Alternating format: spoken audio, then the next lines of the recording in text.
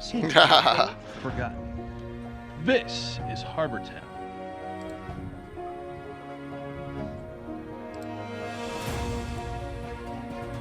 Harbor Town is an all-new series from Miniature Building Authority, the leader in tabletop gaming scenery. Unique, flexible, and playable, Harbor Town will take your games. So, gosh, we're already broadcasting. I don't want to say this live, but Gary Holian has given me the go-ahead to pre-link him via sound through Zoom on a test. Oh, this is so good. This is, yes. Yes. See, he will eventually come. Yep. So it's a good thing. Yep.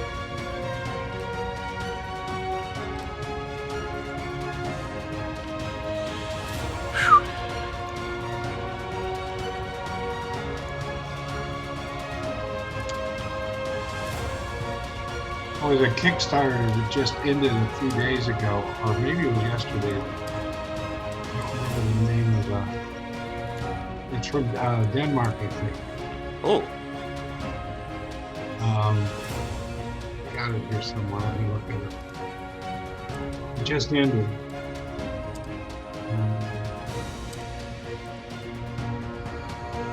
Mystery Dice just ended.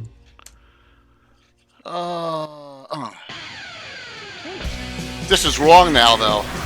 This Reaper ad is actually wrong. It's yeah, I got to get a new Reaper ad.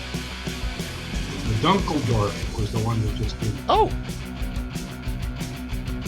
Miniatures. It's very nice. They're not our newest sponsor anymore. Oh, Dunkeldorf? No, Reaper. Oh, Reaper. They're not our newest. You get a new one every week, so. Oh no, They it's been almost a year, Anna. You know, it's been almost a year since I've added someone. Okay. Yeah. Yep. Tonight we add someone.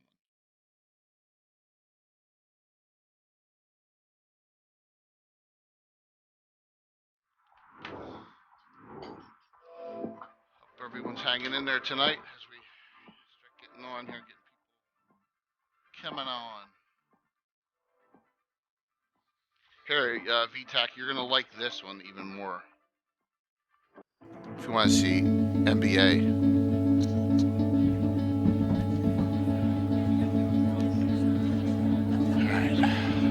Who makes what's on the screen right now? Miniature Building Authority. It's a small company out of Atlanta. They've been in business since 2000. They sponsor my channel. I have most everything you see. This is actually Kirk's set up at his in his warehouse he has. But I must have every single one of those pieces to be used at one time or another. Not the miniatures, but the actual terrain. See? Yeah. What's up, DM? Yeah. Great company. Very, very nice stuff. It's all resin. Is there a disaster if you drop it on the floor? Well, if you drop it on a hard floor, it's gonna break, man. Yeah, it's like a model. Yeah, absolutely, absolutely. If you drop it on a carpet, you may get away with it. They're heavy too. They're pretty heavy. Well, early Dwarven Forge was like that too. Yeah, I have a whole bunch of it, Leonard. You gave me the Dwarvenite stuff, which I use, but I have a lot of the old stuff too. Yeah.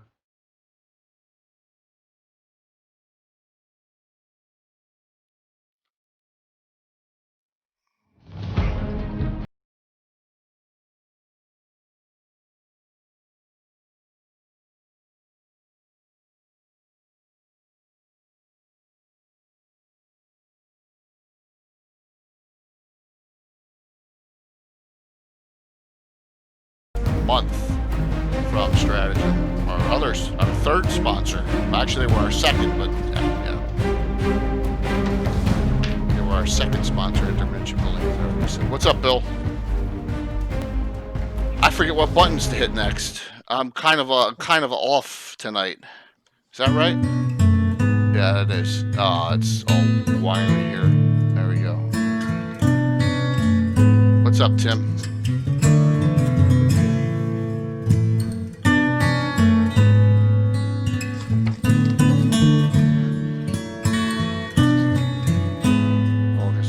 Less than 3 months now, though, to virtual Greyhawk Con.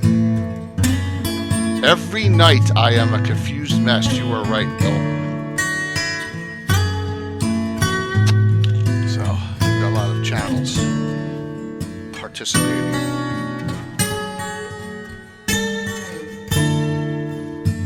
Can't get this up there.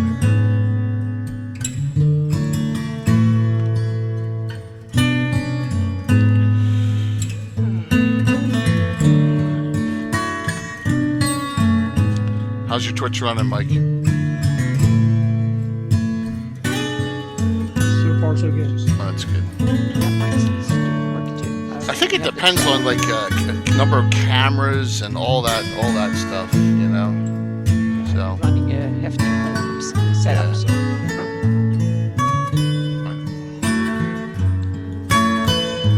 okay.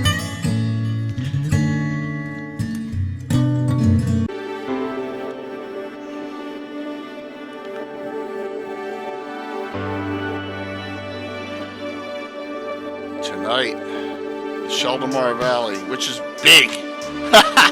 It's a huge valley. Anna, you said that Keelan's like the size of France, right? Well, yeah, it's huge. Yeah, So, it's- like, it's- the valley is bigger than, I mean, the valley is massive. Oh yeah, the valley is we're talking about like the Rift Valley in Africa or something like that. We're talking Yeah. something that is so large that it will take you months to drive through it, or less than a week to drive through it, or days. It's a month on horseback to get from one end to the other, north to south. So it's probably about 1,500 miles long or something like that. Yeah. 600-700 miles wide. Yeah.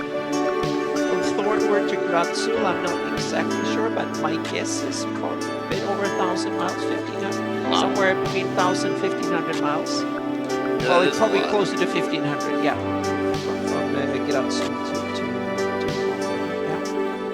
This is like a double header because next week we're gonna have Living Greyhawk people on. One from Keelan, at least 2 from Geoff. I've been told. So I have their names and all. Casey may have a new update for me if he hops on tonight. So now I gotta find all that information. What I did with it. There it is. Always burying stuff in piles. You know what I mean? Yeah. 1 minute.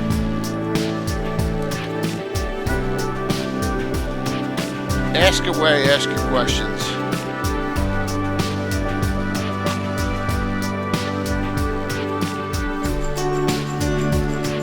All right. Lovely, lovely, lovely. Off to the Sheldomar Valley. Good evening, everyone.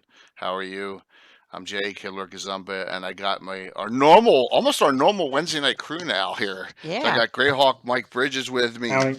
I got Anna Meyer with me, and the legendary Leonard Lakofka has hopped on to do some little discussion here about the Awesome. Sheldomar Valley. Hopefully Gary Holian will be in chat somewhere because we're going to reference this article a lot.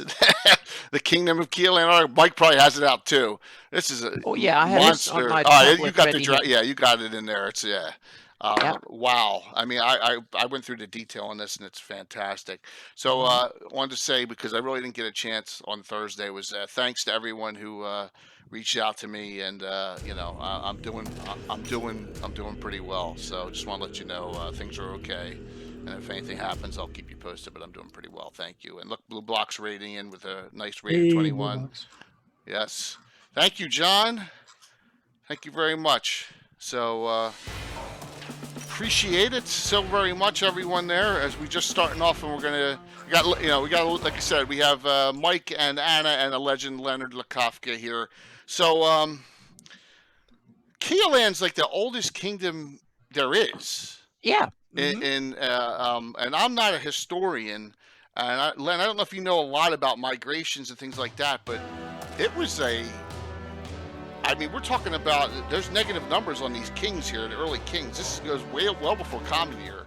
I think it's like 2,000 years old or something like that. Yeah. It's on its second millennium since the inception, if I remember correctly.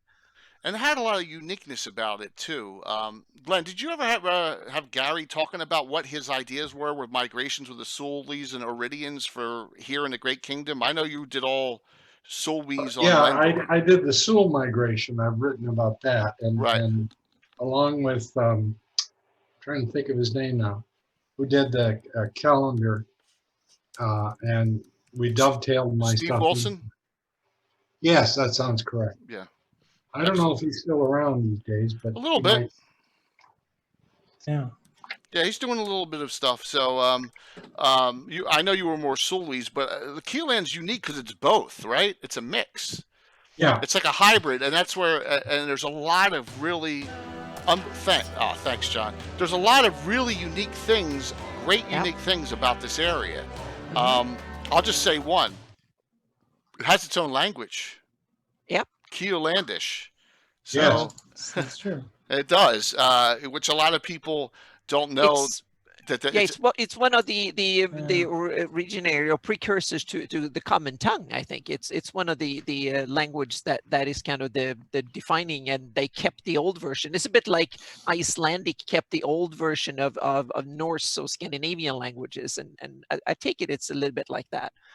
Well, it says it's a dialect of High Sulwys / Iridian. So what I've done in my game with it is made it a language of the elite, that kind of now that it's kind of like almost like lawyer speak, or like Latin would be to doctors. That is a great idea. So of course all the Winchesters speak it because they're all from Keeland, and we'll get there too. So it's got a really rich history as far as going way back, but it also has some unbelievable, like, the nobility of it from this article I read from Gary is kind of entrenched in a democratic / Republican style government, which I found really interesting about, and it's not hereditary with. It's probably the biggest bureaucracy in the Flannies, because they've been old and stable, and institutions that have kind of found their form for hundreds and hundreds of years. And it's also one of the most stable countries that has been around for ages and without being invaded or taken over by others and outsiders and stuff. So they've gone through their expansionist imperial phase, and they've gone through their stagnation and the midlife crisis as a nation, but they seem to kind of soldier on for millennium after millennium, or at least century after century. Well, that map on page 10 of the Gazetteer shows the various migrations, and Keeland is right there in the center of a bunch of them. Yeah. Yes, let me go out to that map here. Page. I must have a different Gazetteer because I got the one where it's earlier on. I got the old one here. Well, yeah. Here, yes, this migration map here. So, absolutely. So early on, it appears that the Sulwys came, and somehow the Iridians and the Sulwys got along in this area as opposed to warring everywhere else. So the powers that be decided to make the throne of the Line, which is the reigning monarch of the Kingdom of Keeland, and made it an office, right? That's the difference. It says this office, the highest in the land, is charged with acting as the nation's chief bureaucrat and defender of the realm. Technically, it's not a king, even though they'll call it a king. So so it's a bit more presidential in a way. Yeah, thank you, Puppet. Hype train. Thanks, guys. So you'll see scrolling through on the right. I changed the sponsorship up. How to go? You'll see a brand new one in that right-hand corner that's up there right now. All right. So real quick here, and I'll talk about it at the end as well. But just so you, Troll Lord Games has come on as a sponsor of Lord Gazumba channel. We got a lot of great stuff, and I'll talk about it at the end of the show what I'm going to be doing with Troll Lord Games in the very near future. So thank you, Carlos, for that as well, for that sub, and thank you all for the well wishes as well. Really appreciated it from everyone. I'm persevering as best I can with stuff, but we're all good here. And thank you for a great showing. Please give me your input. All right, in the discussion for all of us, we really want to talk this up. The Sheldomar is freaking huge, right? And Anna's maps are great for this, and I got them all snipped up all over the place. Got some heraldry running from Brian Blumklotz, plus a very special one right after this one, and a lot from Anna's duns and early on for all the whole area. So Leonard, you did something special for us while we have you here, and I'm hoping that we get some emails and you can send this out. You want to talk about what you did? What do you mean the Axewood? Yeah, absolutely. Yeah, that and Oh yeah, it's kind of near the center of the whole thing, and the river passes right through it. So I thought that it said it's Ents and wood elves. So all you had to do was throw it all together. There we go. Into something, which I did. So that can be sent to whoever you want to send it to, or if they want to contact me, I'll send it to. Yeah. So if you guys want to, whisper me, what he did was, and I wanted to discuss this a little bit. Leonard detailed a lot of leadership and patrols for the Sylvan Elves, Wood/Sylvan Elves, and it's up there right now for this area of the Axewood. Now, it talks about in this article that the Axewood is very elvish based and the most elvish of all the realms under the thumb of Keeland, right? So this is a perfect addition into that. And what he really did, which was really cool, which is coming up, besides that, patrol leaders and all, and they're all detailed out in Leonard's style, as you can see. So great for use to everyone. Is Leonard did a listing of treants that are in the Axewood as well, which I think is really, really cool. Giving them spell ability and some other special things, Len, right? You decided to go that route with Druidic? I decided to give them some druidic spell. And not all of them have it. There's, 10 or 11 of them, I think. And some of them have the ability to cast druidic spell. And they're highlighted in green here. Yeah, and there it is on that page. So, like I said, any of you who want to have this document, and we have another one we'll discuss right before Leonard, departs at his normal time, that Anna and I were trying to decide where to place it on the map in this area. It's wide open. That's the great thing. Absolutely wide open. So Leonard has it. And again, if you don't like the name persnickety, do whatever you want. Oh, but I love it. It's so cool. There it is. Yeah. So Leonard also created a little a town for an area on the water, south base. So that border that runs into Keeland, Principality Ulick, is perfect for this. And you called it Persnickety, which is kind of funny. So and it's hamlet size to village size. So I think there's Leonard details 81, right? Mm-hmm. 81 individuals in there. So 87. 87. So you're looking in that range right there. So no problem. We already got 2. There you go. Blood and pup. No problem at all, guys. I'll put a list together and I'll make sure you get them and get that sent out. So yeah, it's pretty neat. So what made you decide to do that? Just because you it's the tail that wagged the dog. I did a party of 6 people for the sake of doing it. I sit there while I'm doing chemotherapy, and I've got nothing better to do, so I create stuff. So I did these 6 guys, and I said, "Gee, I wonder where they came from," and I decided to create the town they came from.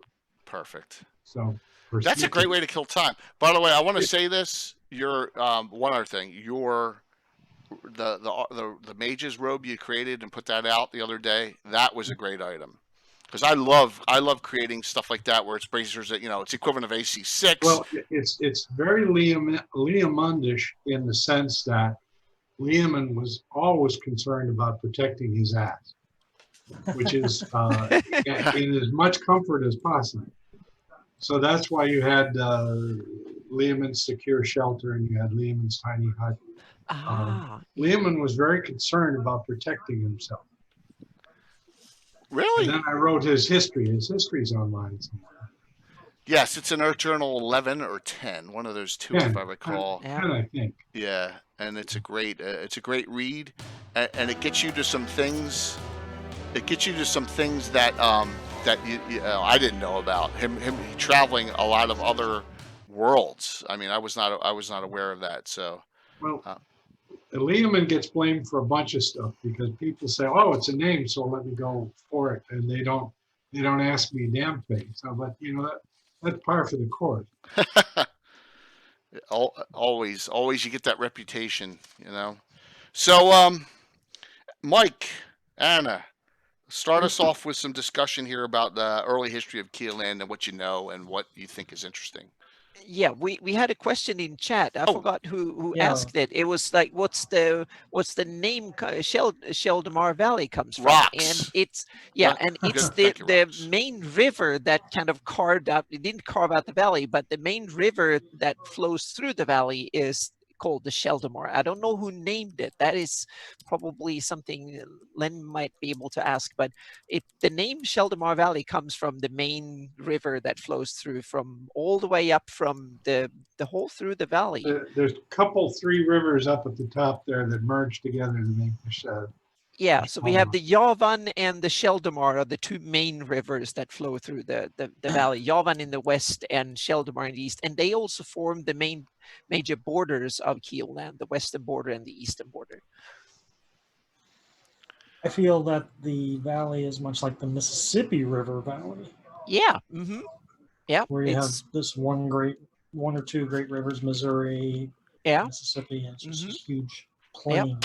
Yeah, and they are also rivers of almost of that magnitude. They have some of the Velvet River is probably the biggest and the Nesser by water volume, but the Sheldomar and the Javan are close. They are big. They are major rivers like the Nile or the Mississippi, or not as big as the Amazon, but like Volga or some of the world's biggest rivers, that they're up there in the mile-wide kind of club. Yeah.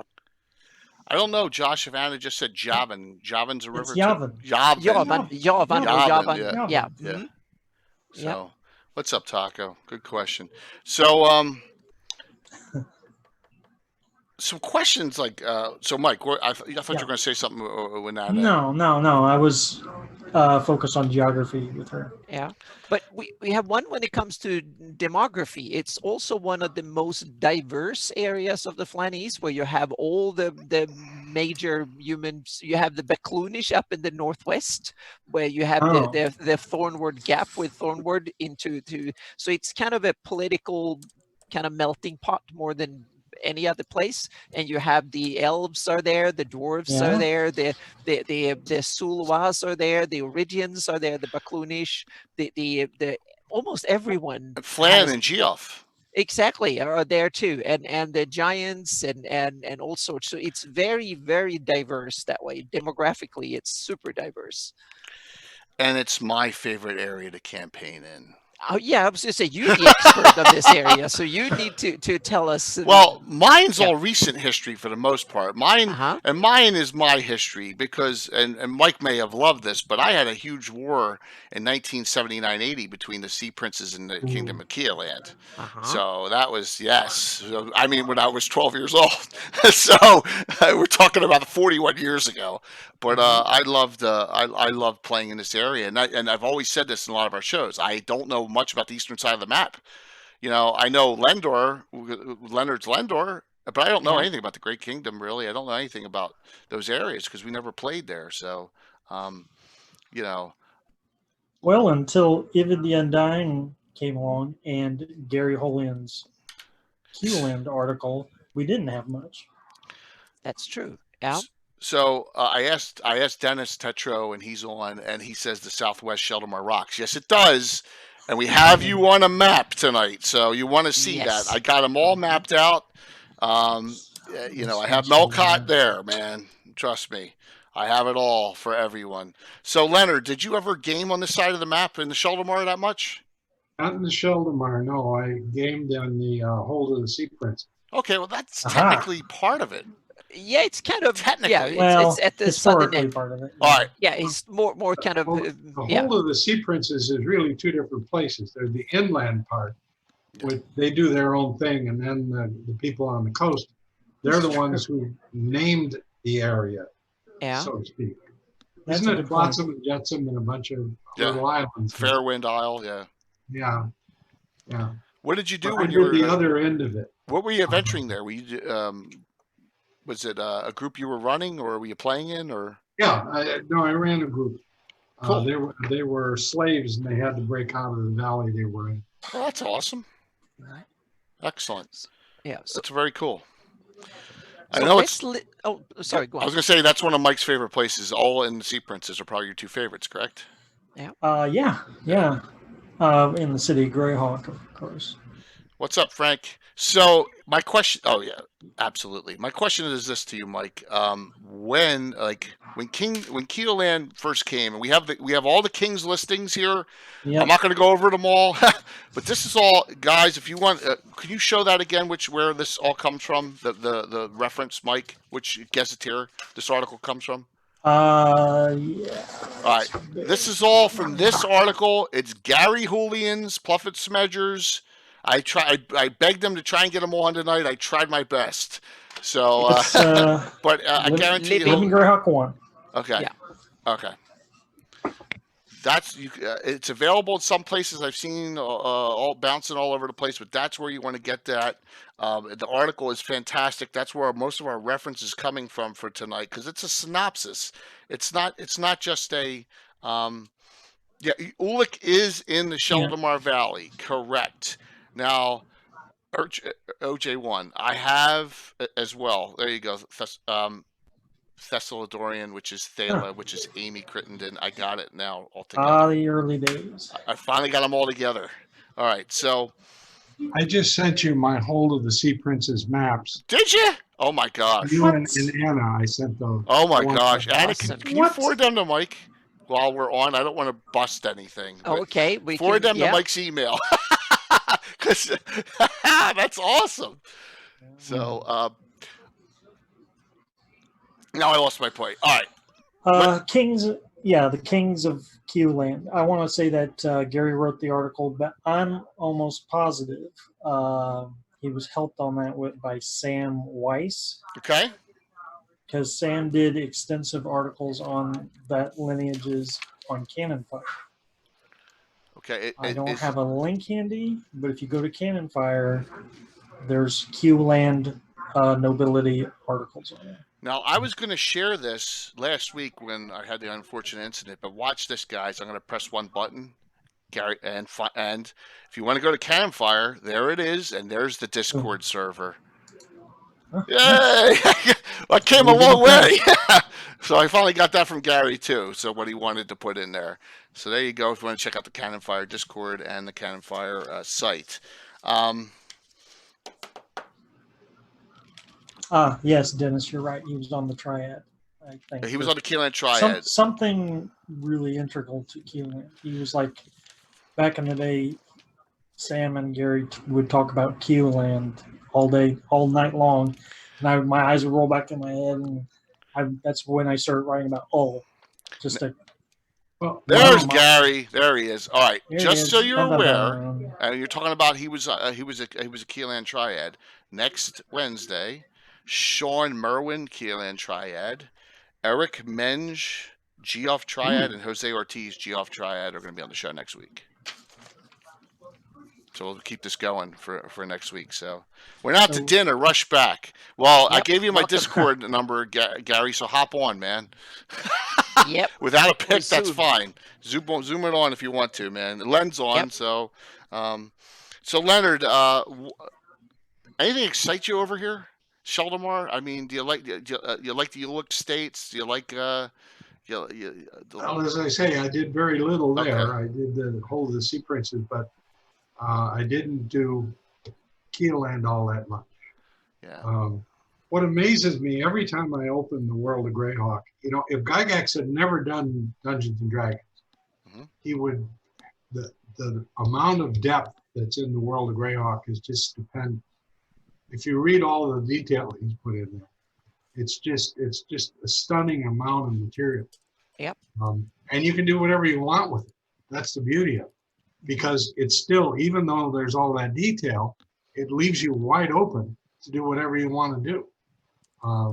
Very few worlds are anywhere near as much detail as his World of Grey. I find that amazing when you just think about it, just the depth and the size. We were just talking about this before we came on, that Keelan's the size of France Mm-hmm. in a valley. You know, Well, it's the valley is like the Rift Valley in Africa or something like it. It's huge. It's between two mountain chains, so it's a bit like, I don't know. There's some places in the world where you have mountains 500, 600, 700 miles apart, and you can call it a valley. But if you stand somewhere in the middle, you can't see either of the mountains. So it's just like a flat plain. But it is kind of geographically a valley, and if you look at it at a map, you can see it as a valley. So I noticed that it says here with the early kings, with this and the early time frames. Oh, let's talk about the government real quick. A couple other things.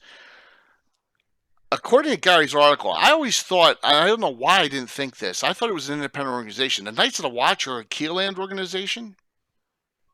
Originally, I think so. Yes. Okay. Yeah. And then it kind of, they kind of the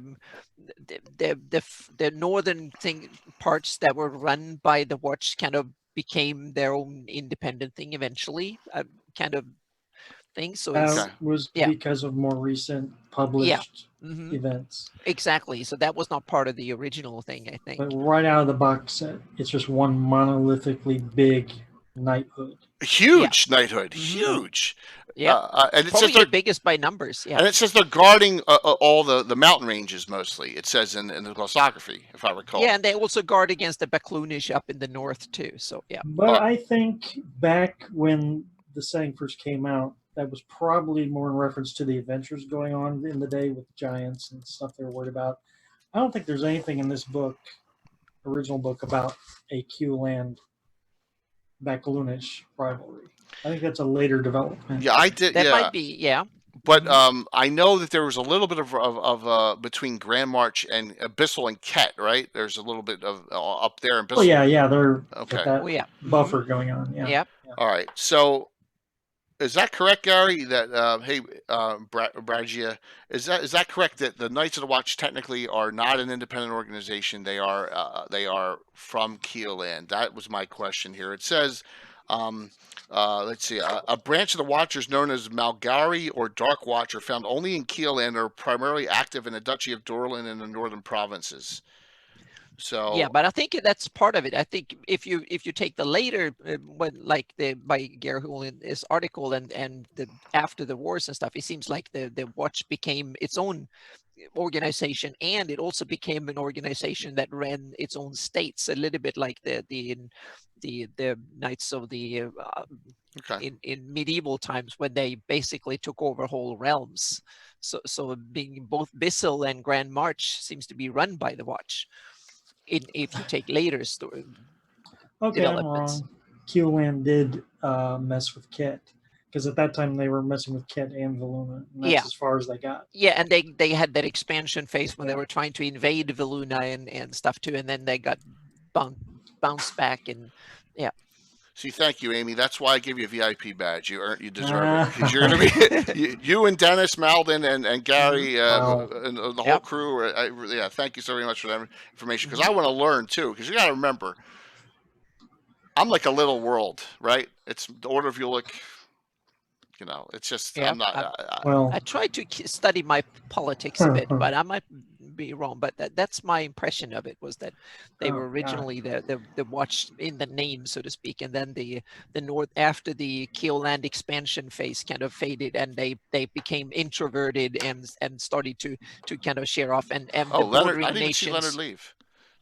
Leonard had to go. 8:25. Yeah. Okay, that's true. Yeah. Stolock. That question's going to have to be answered in chat, because I have no idea. What question? Knight's Dispatch. When was the Knights of Dispatch created, and where are they most active? That No is, idea. yeah, that's the $10,000 question. I don't know on the seat of my pants here. So yeah, I should have read that. Yeah, I should have. So Yeah, save the question for April. Yeah. I was looking through the kings in here, and it says in negative 242 common year, borders of Keelan first expand to present boundaries. So that is the map the map that Gary had in the article, which is the one that we all think of as, this is the Keelan, this is Keelan and its size. That's this map, right?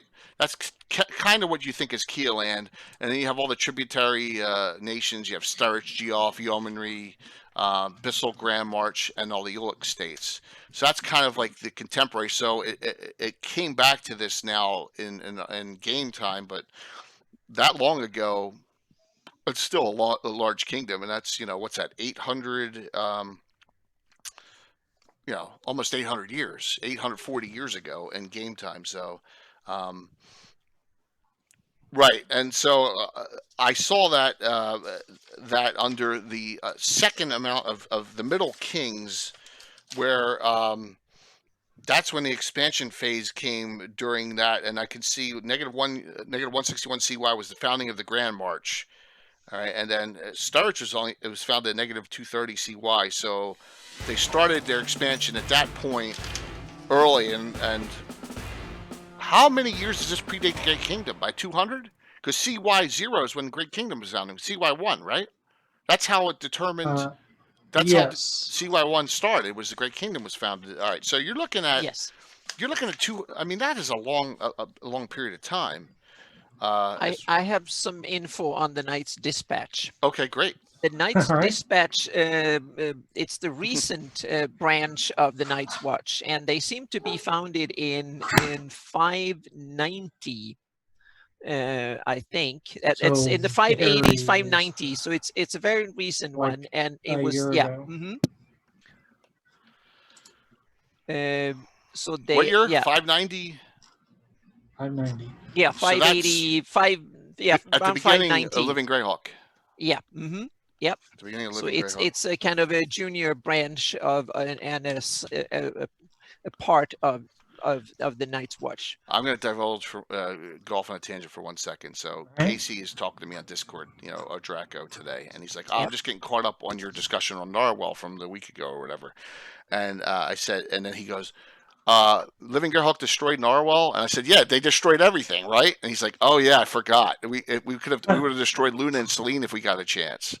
So there you go. So, but yeah, we should list all the realms that are part of the Sheldomar Valley. That can be interesting to. I have that. I have that. Okay, and you know how I have that? All right, watch this.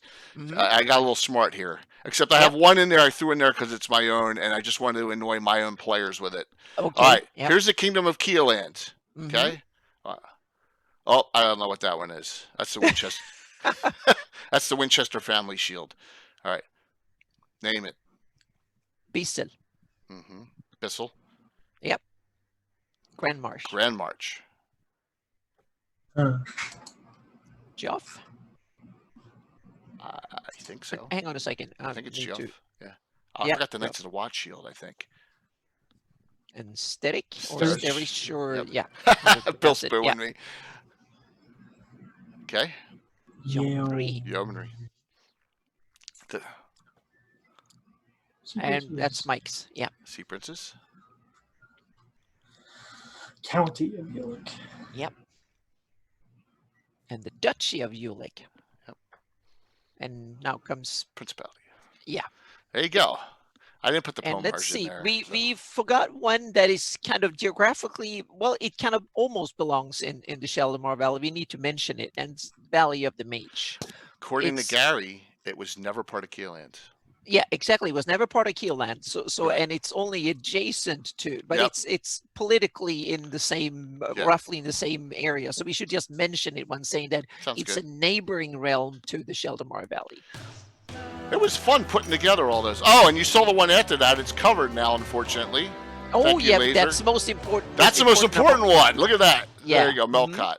Yep, So, exactly. Welcome. Yep. so look at that, 8 months, man. Thanks, Laser. Thank you so very much. That is Yep. awesome. Yeah, heraldry pop quiz there. Um, Wanted to get them all in. I forgot the Knights of the Watch. I should have had that up in there as well. And Yeah. plus, I of course remembered the Winchester Shield, but I didn't remember that. So, um, I really love this article and just the background on it, talking Mhm. about the court, the heraldry. Um, Heralds are called the Brotherhood of Harbingers. Yep. Yeah, which is cool. It's almost like their own union. They treat each other with respect and equanimity. It reminds me of that dumb movie Knight's Tale, almost. Right? What they Oh, but did. it's kind of that was kind of a fun movie. Yeah, I it liked was. It was, Yeah. but it was Yeah. definitely had a lot of anachronisms in it. It Oh was yeah. cool. Mm-hmm. But I liked that. That was kind of like almost like a brotherhood there. That was a neat thing that was thrown in there. I didn't say it was a bad film there, Josh. I just said it was a goofy film. That's it. Yeah. They That's played all. rock music and stuff, Yeah. but it was super cool. It Yeah. was. It was a fun. I'm not dissing it, guys. I'm not dissing Knight's Tale. I'm just saying it was No, a don't goofy do it because movie. it's an awesome movie. Yep. I love Paul Bettany. Okay, I Yeah. love Paul Bettany. I think I love him in Master and Commander is one of my favorite movies of all time. I love him in that. I love him in Knight's Tale. Okay, so there you go. All right, Yeah. absolutely. All right, I'm not dissing it. Oh my And God. if Don't cancel culture me over Knight's Tale, please. If you're gonna cancel me, do it for something else besides that, okay? So That's awesome. Yeah, that's awesome. All right, go ahead, guys. Put it a little. I was going to say we have there's some interesting history facts about the Sheldomar Valley Let's go too. for it. It's the Okay. home of Vecna and the realm of Vecna Ooh. back in the day. So What that's year and is that? I think it's about 1500 years before. So that's probably about 500 BC or before CY BCY, somewhere around If that. it's 1500, it's about -900, and we go only Yeah, back as far as -342. Should look about 550 years before. yeah. So yeah, it's far Okay. far before, long before the foundation of the Great Kingdom and modern history, so to speak. So, but it was his realm and was centered around the center of the Sheldomar Valley. And I put the Fleeth on his home Ooh. city. I put that on my map. So Fleeth is actually Where is it? it's Where is it? east of the Rushmores, in the middle of the most central location in the whole valley. Kind of So did the it guards the north Rushmores south. I'm gonna try and overtake get it? there. Here we go. Ready? Yep. Did I hit it or am I off? You just south of it, so go So a little bit north. I gotta go. That's the all right. So let me go to Grand March's map. You little bit. Fleeth Yep. is the city Vecna destroyed. I think in the Now you are- novelization, Yeah, South. now- Wait a minute, he hold on. I gotta destroys go it. to. Yeah. There's Fleeth is Bissell. just a ruin. How so, about here? Is it on here? Yes, there you have it. Yep. And I put it there because it's kind of described to be not. It's There it is, probably yeah. not. It's not too Okay. far from that. His realm was centered, and he's old. There's another location that the Rotten Tower on the Rushmores. That was also Vecna's old tower, All right. and that one was described to be in the Rushmores. But then I placed Fleeth not too far from it, because I felt it was kind of a strategic location in Central Valley. So if you build a city there, you can kind of control the north-south flow. So I thought it was kind of a logical place to put it. So I put it in there. So the location is kind of my kind of decision. But the name and that it's the home of Vecna, that is part of published information, so to speak. And if you guys and gals see one or two items on these maps, you go, I don't know where that is. It's because I snipped these because I want to use these from my campaign. So, for example, Ooh. on this map, you see Durbanford right smack dab in the middle. That is from the Necromancer Games adventure Return to Durbanford, which I placed in the Grand March. So just so you know, if there's a couple, you can always ask about them. It just makes it easier. I'm not snipping two maps. It's too much. Right. All right. So Taco, I got a question. Let me go back to the main screen. I got a quick. So this map here that's up now, this map is in the Living Greyhawk Journal that Mike showed. That one. Yep. Okay. This Kingdom of Keelan article by Gary Holian by Pluffett Smedger. It's in there. show the cover, Mike, so of the whole thing, so you can see which one it is. There you go, Living Greyhawk Journal. All right, that's where you can get this. You can you can find this some places. If you maybe ask Gary for it, and he'll give it to you too. Yeah, That you way, ain't gonna find that map anywhere else. Oh yeah, you can go. The map is out Yeah. in lots of places, so you can Google So, for it. So yeah, Google absolutely. Keelan map, and you will find it. Yeah. Yeah, it is out there. But if you want to ask Gary directly for it, I mean, that way you feel confident about it not being a crazy copy. Then there you go. Yeah. So, yeah, thank you, Amy. It definitely is. But I was trying to be nice here because I love to put together this amount of work on something and have this much detail and have all the duchies, most of them, detailed in here about all the locations that they Breaks go it down over. even further. It's crazy. It's fantastic work, and that's nope. Zip myself. I was going to talk about another thing that destroyed Keeland. I don't want to talk about that. All right, Imperial Keeland. Oh my gosh! What? Come on! Oh my gosh! Oh, awesome! Yeah, put my other earbud in for this. Yes. He's connecting the audio. Yeah. Well, hopefully we'll. Yep. Gary, can you? Well, you're still connecting the audio, so once you connect, we'll see here. Yeah, once it popped up. This is killing me. Yeah. Yes. Gary, can you hear us? Knock, knock. Is this working? Woo! Yes, Yes, it's working. can you hear us? Welcome. Awesome. Can you hear us? Wow. This is a He may not be able wonderful. to hear us yet. We'll see. Oh God, there's a big delay. That's Oh, okay. Really? There you go. Yeah, we know you were some other plane somewhere, so it might be a little bit of a delay. You got to turn the Discord volume. You got to mute that. You mute the or Discord. and also mute. Make sure you Or mute the Mute Twitch. Twitch. Mute Twitch. Twitch. Yeah, and Twitch volume as well. So you make sure you listen to us. First on time for using everything, Zoom. guys. Thank you. Yep. Okay, that sounds better. Oh, good. Great. Gary, thank you so very much. I really appreciate you coming on. Yeah. I just don't have the energy to type tonight. Well, guess what? Your loss is our gain. Yes, And exactly. Carlos just said this is Greyhawk history. So we'll Yep, take it it. is. Yep. Welcome. Welcome. Gary, you welcome. made my century.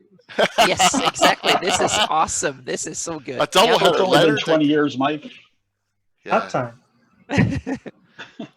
Well, Gary, for those who don't know, just please give a quick background on what your contributions to Greyhawk were, just so anyone who's like my people don't really know you, like that are listening, that aren't part of the Discord server. So if you could do that, that would be fantastic. Oh gosh, where to begin? Well, in the early days of the internet, there was a thing called Usenet. There were mailing lists. And back in 1993, when Greyhawk was in danger of being canceled, we fans began coming together and forming communities, and Greyhawk was one of the originals. So Nice. that's where we started, and I quickly soon met Eric Mona. He was an early member of Greyhawk, and then Fred Wining and other people who eventually freelanced for the setting. So I guess Eric, he was a writing major, and so he was really interested in becoming someone in the industry, and he made it happen for himself. Yeah. So you've got to be really proud of him from that standpoint. He's a Greyhawk fan who made good. So eventually, he got the opportunity to write this Living Greyhawk Gazetteer, which, by the way, we didn't know was going to be a Living Greyhawk Gazetteer. It was just going to be the latest version of Greyhawk. And instead of doing it by himself, which he could have easily done, he said, you know what, I'm going to bring a couple of guys who I know the setting really well, or can fill in the gaps that he doesn't have as much expertise in. And I was one of them, because canon was my thing. So that's how we got started. That is awesome. Yeah. Yeah. And so when we're divvying up the work, I claimed 2 regions for myself, the Great Kingdom and Kaeland, the Sheldomar Valley, essentially. Mhm. But in order to Smart. in order to balance things out, I had to give up just a few realms in each section just to make sure we all had roughly an equal number of kingdoms. But I essentially got to build up the history for both areas. And Keoland was probably the blankest slate in the entire map.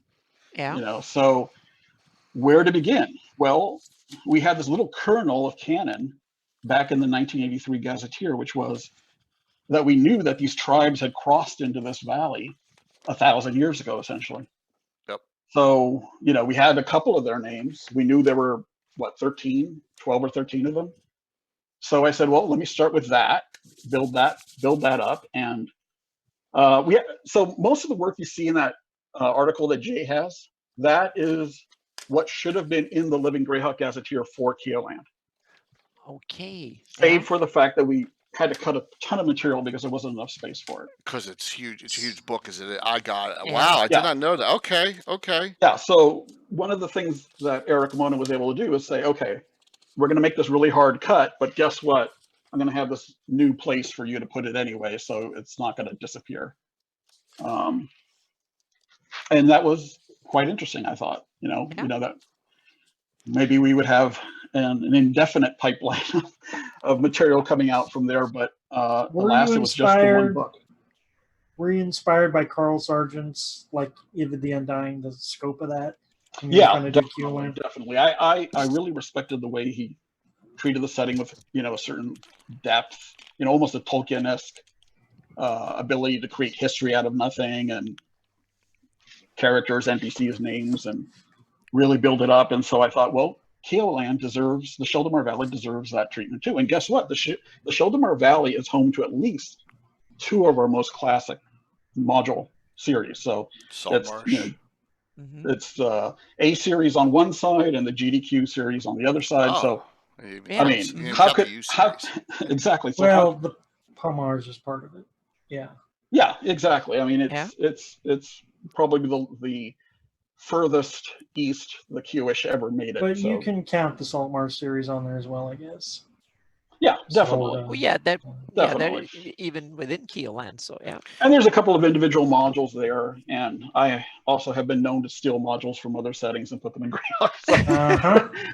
We all do it. We have Beltran's Beacon and Tomb of the Lizard King and other places like that. Yeah. Definitely a lot going on. But it's like the middle of Keelan, there's nothing. It's all around it. You know what I mean? Yeah. There was almost nothing to go on. I mean, we had a couple of names. Kimberto Sky. What is that? What's the origin of that? I don't know. And we had some canon in the GDQ series. We had an Archmage, Lashton, who was his court mage. So we had that. And what else? So I guess the primary source that drove the development of it was the module Vecna Lives. I mean, that module essentially took this name Vecna, which till now was just a lich who appeared in the first edition DMG. By implicitly he's in Greyhawk because everything in the first edition was in Greyhawk, but we never really had anything to go on with him. And Vecna Lives really set down some markers. It told us roughly where he was, who he encountered. It set up a bunch of books that were research material for this character and his history and his past. So that really helped build up the region for me, or at least give me the direction in which to go. But most of the rest, that entire article has almost no canon to look back on. It's almost all forward looking. So you can take it as a starting point, but there wasn't definitely much meat to hang on. But Gary, the great thing about it is you can take it as a starting point, even if you start in 576. Correct. That's the great thing about the article. What I like so much. I mean, you could pretty much take everything I write, and it's really friendly to using in that rough 20-year period that we tend to set our settings in. So yeah. Well, that's what I liked about it so much was I was like, I can immediately take this, incorporate it if I'm doing something in my campaign in my time frame, and it fits right in for the time frame. Because I noticed that was that intentional for the current king for him to be around for so long, the commoner. Well, no, Kimber? because we were writing this set in 591, I think. Yeah, and his realm began in 564. Yeah, so he's pretty long in the tooth at this point. Yeah. Maybe one of the few cases where the living Greyhawk campaign should have killed someone else. Instead of everything else. All right, I got Instead it. of everybody else. Yeah. No one That's a good one. survived the Night of Long Knives. Am I the Yeah. only one who Years of felt Scotty, who in the glossography is listed as a ranger? Am I Right. the only one who felt he had an Aragorn-esque? I got that So- same vibe too. Yeah. Yeah. Oh yeah, me too. Yeah.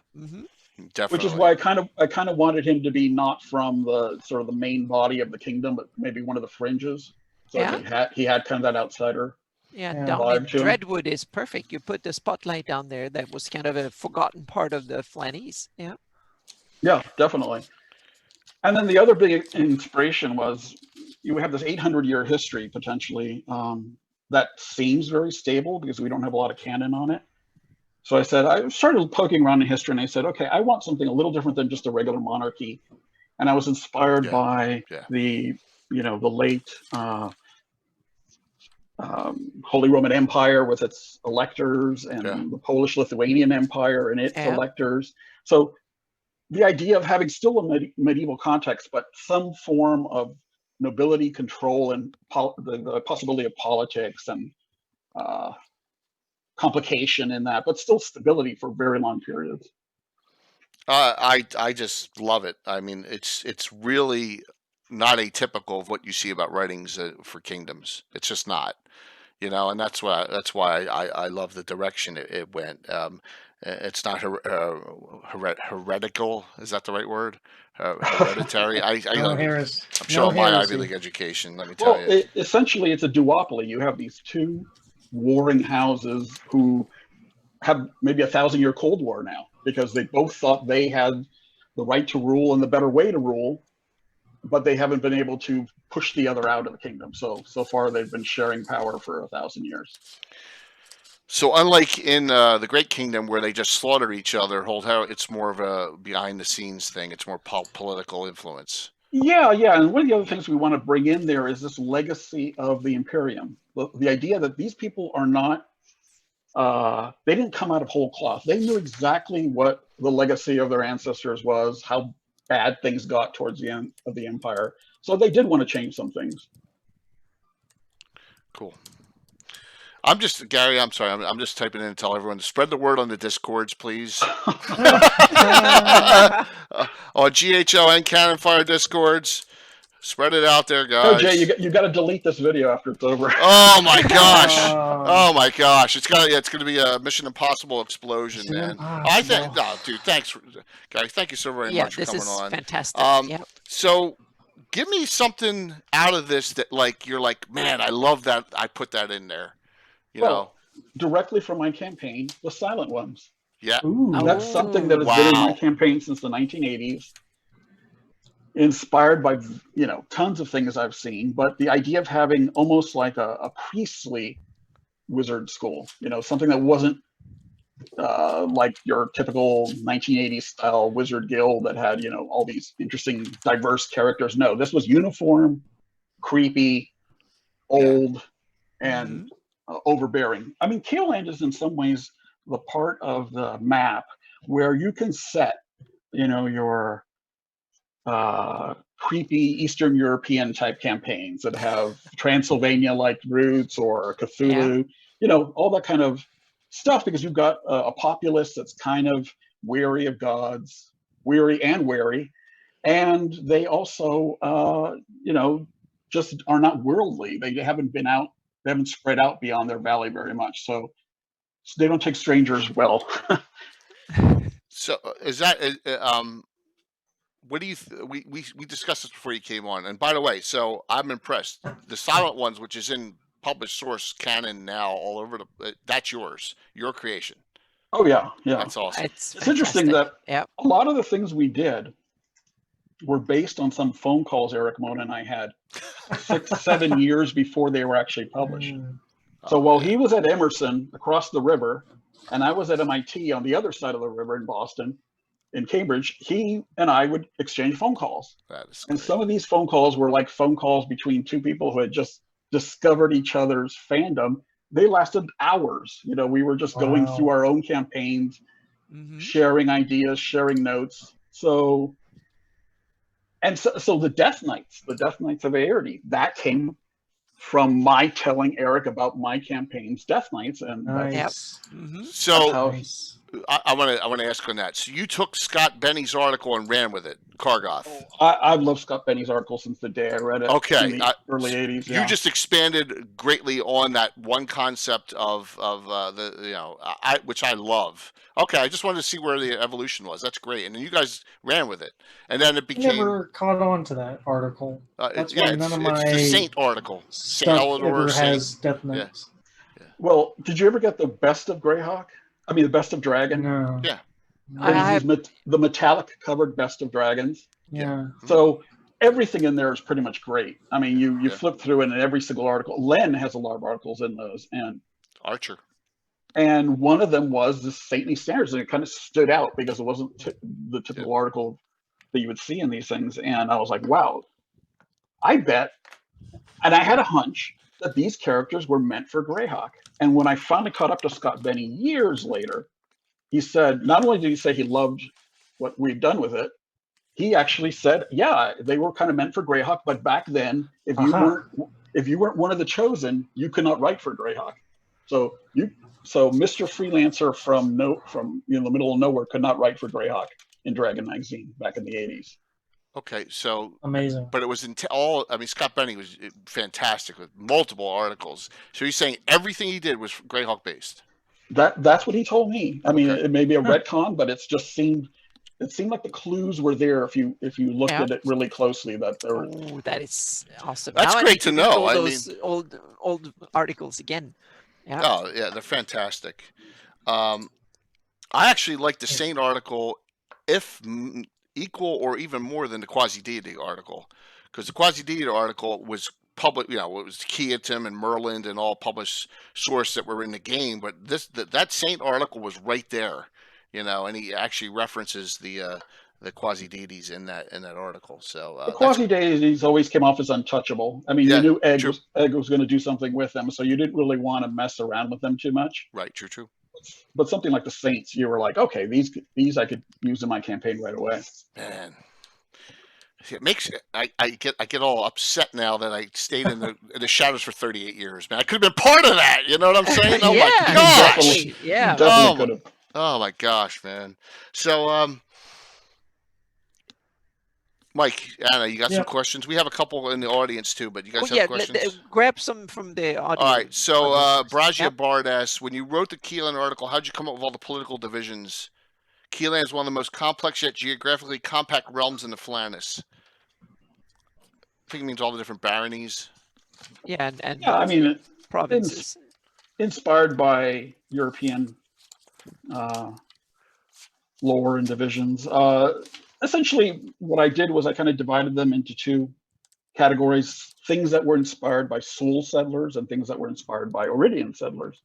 So you have the Soul sort of claiming the coast for themselves along the Sheldomar. They basically took the top of it and the bottom of it, the two most strategic points. Okay. And they said to the Orid, hey, you can have all the farmland in between, but we want these two strategic points. And the Orid did have the numbers, so essentially, you end up having this row of marches that form the one-time western border of the kingdom being settled by Iridian lords, and then you had most of the eastern side settled by these Sul lords. I did not realize that. So, is Neil Draw a Sulwese city or both? I mean, to the extent that it was meant to be for both, it is. But the Naheli essentially dominate. Okay. A lot of the early history of the kingdom. So, but you're saying Gradsel's definitely a Sulwese founded port. Well, the name literally is Sul, and it has Gradsul. Duh. Okay. Yeah. I mean, nice. But that was on the original map. It's one of the questions I've always wanted to ask guys like Len and you just missed his ilk. Like, how much thought did they put into these names? Were they really as well thought out as we think they are when we look Yeah. back, or is a lot of this just happenstance? We're just We have finding these Ouija connections. and Aquaman, so I guess that Don't, they're Yeah. don't they're bust not. his balls. No, but what I mean is that I don't think a lot of them were probably not that well thought of. They were probably cool and came from and once you heard them enough and they think- become legendary, then Len is Yes. such a gentleman that I'll never bring that up to him. But Well, no, but I he think was- it's cool. He was Yeah. in a great today. We were talking. He was on about a half Yeah. hour before we started, Gary. He was Len Striker. very, very bubbly today. I mean, he was Yeah. great. So He was awesome. he's coming on. Yeah. He's supposed to be coming on the 100th episode, Gavin, on Sunday as well. And I just love having him for even if it's only for 25, 30 minutes each show. It's a Yeah. pleasure. So but yeah. I'm just glancing over. So Zarathon, he's absolutely right. Greyhawk has a ton of terrible names, and a lot of them attributable to the creator of the setting himself. However, that's part of the charm. Yeah. We have to take the good with the bad. I think that's charm. A lot of the joke names, I really do. But Yeah. Gratzel's on the original Darlene map, which means Gary had to. It is. Yeah, so that has to have been done. But I like the explanation as far as the splitting of the two locations. Yeah. So we had very little canon as far as settlements within the kingdom. So I had to make some big decisions early on, and one was that Gratzel was going to be huge. Gratzel. It was going to be one of the biggest, cities in the entire continent. So Okay. we settled that early on, and it would be sort of a jumping off point for the Kiowish to explore the rest of the world. Mhm. Do And you they put did. their navy on par with the Sea Prince's navy? Non, Well, what I'm talking about, non-Scarlet Brotherhood bullshit. if we unwind the clock a little bit back to Ooh. 576, I would say yes, they are better, Okay. but they're not as devious. They're not as bloodthirsty. They're not as institutional big bureaucracy. exactly. Yeah. They beat the Sea Princes They have. in an They AC have. battle. Yes. Yeah. Yes. They have. I've always played it like the Sea Prince's culture is Navy. Whereas Q-Land, if they decided to put the resources into it, Yeah. they could, easily. Right, particularly the Rolla. The Rolla are the Sea Princes. The Sea Princes are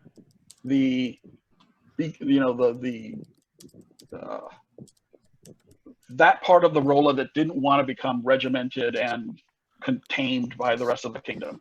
Yeah. They wanted their own realm to rule, and so one of the reasons why they have this sort of name with a dual meaning is because they literally are. Some of the leaders, like Jaeon, are of noble blood and are related to the Rolla, and yet others. Yeah, and yet No, I others was just going to say that it's almost like the Band of Kingdoms. There's a lot of Yeah. fake royalty. There is. And then, Sam Weiss and I had worked. So if you go to Cannon Fire, you'll find a series of articles called, I think, The History of the Sheldomar Valley 1, 2, and 3. There may be other parts. So after all this was written, he and I essentially collaborated where I gave him all the extra material that I had for a lot of these events. And so if you go through that timeline on that, it'll have stuff that's from my campaign that I basically didn't put in the article, but I said to him, sure, run with it. So it has his extrapolations on a lot of the stuff that I wrote. My latest Yep. Sea Princes article, Orth Journal, draws heavily on Sam's stuff from Cannon Fire. Right. And it's one of the things we kind of fleshed out in agreement, to basically reveal the secret that wasn't that much of a secret, which is that the original splitting of the Sea Princes from Keoland was essentially a brother versus brother situation. One brother got the crown, and the other wanted it and became a Sea Prince essentially. What year? Mid 450s. 450. CY. Okay. Mhm. Yeah. Okay. Yeah. 450. All right. So Prince I think wasn't that the exact year that Tavish? Prince Sulak the Sixth died at dies in the Westgate? Battle of Gorsa. I got my contacts in, and I should just take them out because I can't see anything. I can't read shit here. So yeah, okay. Yeah, the prince died the 6th. Prince Celarc the Sixth. Then, all right. So that was the splitting between the Sea Princes and and Keeland. All right, let me hop that up here real quick because I didn't put them up yet. Well, that's great information. Yeah. I didn't realize that it was brothers that were. Let me go down here, so and that way I can show Melcott too, because I promised. There we go. There's Melcott Yep. as well. Best. All right. So is that before or after the other? That is right at the time frame that the Ulick states leave, correct? It's later. It's It's about later. Okay. 60 or 70 years later. However, this whole dissolution of Keelan was a process that began decade after decade as they got sicker and Oh my sicker God, of war. Eric Mona's on. Is that? Yep. Mm-hmm. Look is at it- this, man. Eric is in chat. Yep. All Awesome. right. Welcome. Hey, Whoa. Eric. Eric, we got Gary on. Come on, man. Dang. Great time. What Thank you so a very day. much. Yep. I've been talking. Just Eric's on. Thank you. Eric and I have been chatting via Facebook Messenger. Eric will be coming on a show soon. Okay.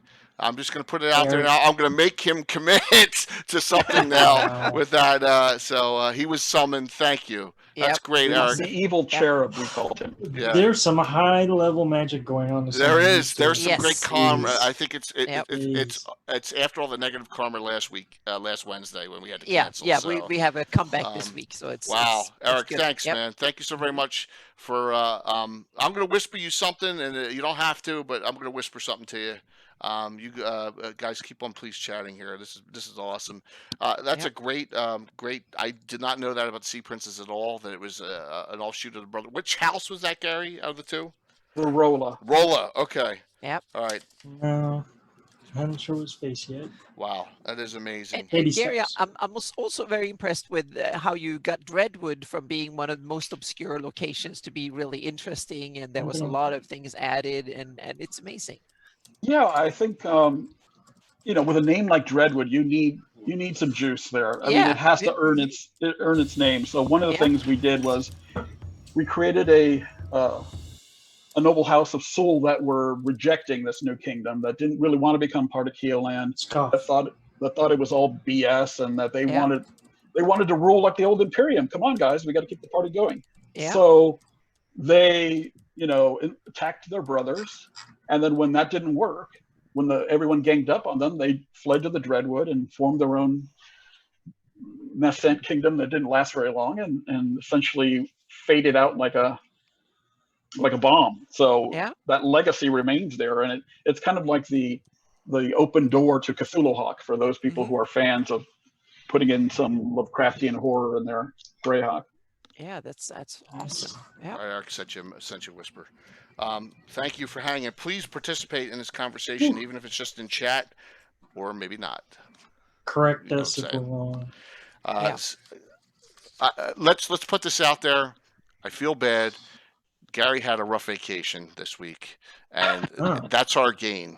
So, yes, he had Were we in Houston, down south or somewhere? Yeah, and it was. Yeah, we wanted to just take the dog to the coast and let her get in the ocean. She loved the Pacific Ocean, and there's no ocean in Austin, so we said we'll take her down to Galveston. Doesn't matter if no one is at the beach. We were just going to let her get in the water, but unfortunately, she was just a little bit too much for our neighbors at the hotel. Uh-oh.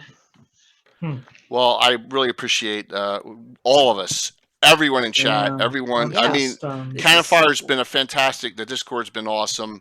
Yeah. Will someone please find Jason Zavoda and contact him? He's not Yeah. in chat. I don't know what the Yeah. hell he's doing, but he's Yeah. So normally on. Jason's going to kick himself. Yeah, absolutely, absolutely. Yep. Please try him in Discord direct message, guys. All right, questions. Keep the questions coming. There was a question in chat. What is the why is it called the Lion Throne? Any insights on that? I mean, it's just inspired by the heraldry that was already The there. heraldry. Yeah. I think Yeah. in some sense, he is like the CIC, the commander-in-chief of the military. So you want this figure. He's a lion. Other realms may have a dragon, or they may have some other virile symbol, but he's the lion. Kind of a Richard the Lionhearted type figure. Right. that always made me wonder where in the Flannies are lions part of the natural fauna. Good question. know. But Yeah. the Kielish did travel, and we don't know when. Exactly, that might have imported them from somewhere. They So could be yeah. from the south for sure. Yeah.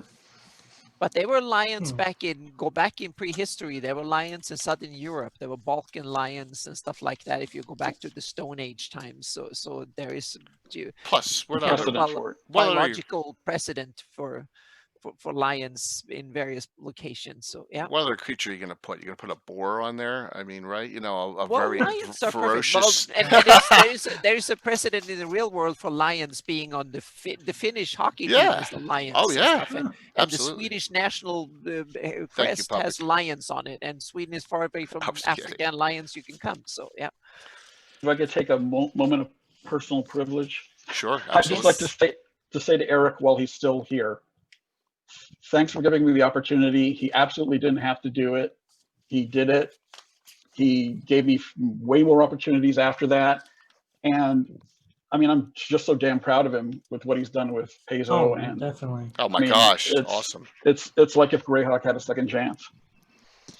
Yeah, and, It and is. both you and Gary and the early years of Paizo did so many awesome things for the setting that is just fantastic, and you were Yeah, a big look part up of it. So yeah. to Yeah, both I of mean, I you still don't guys. understand what the decision was there in 2007, 2008.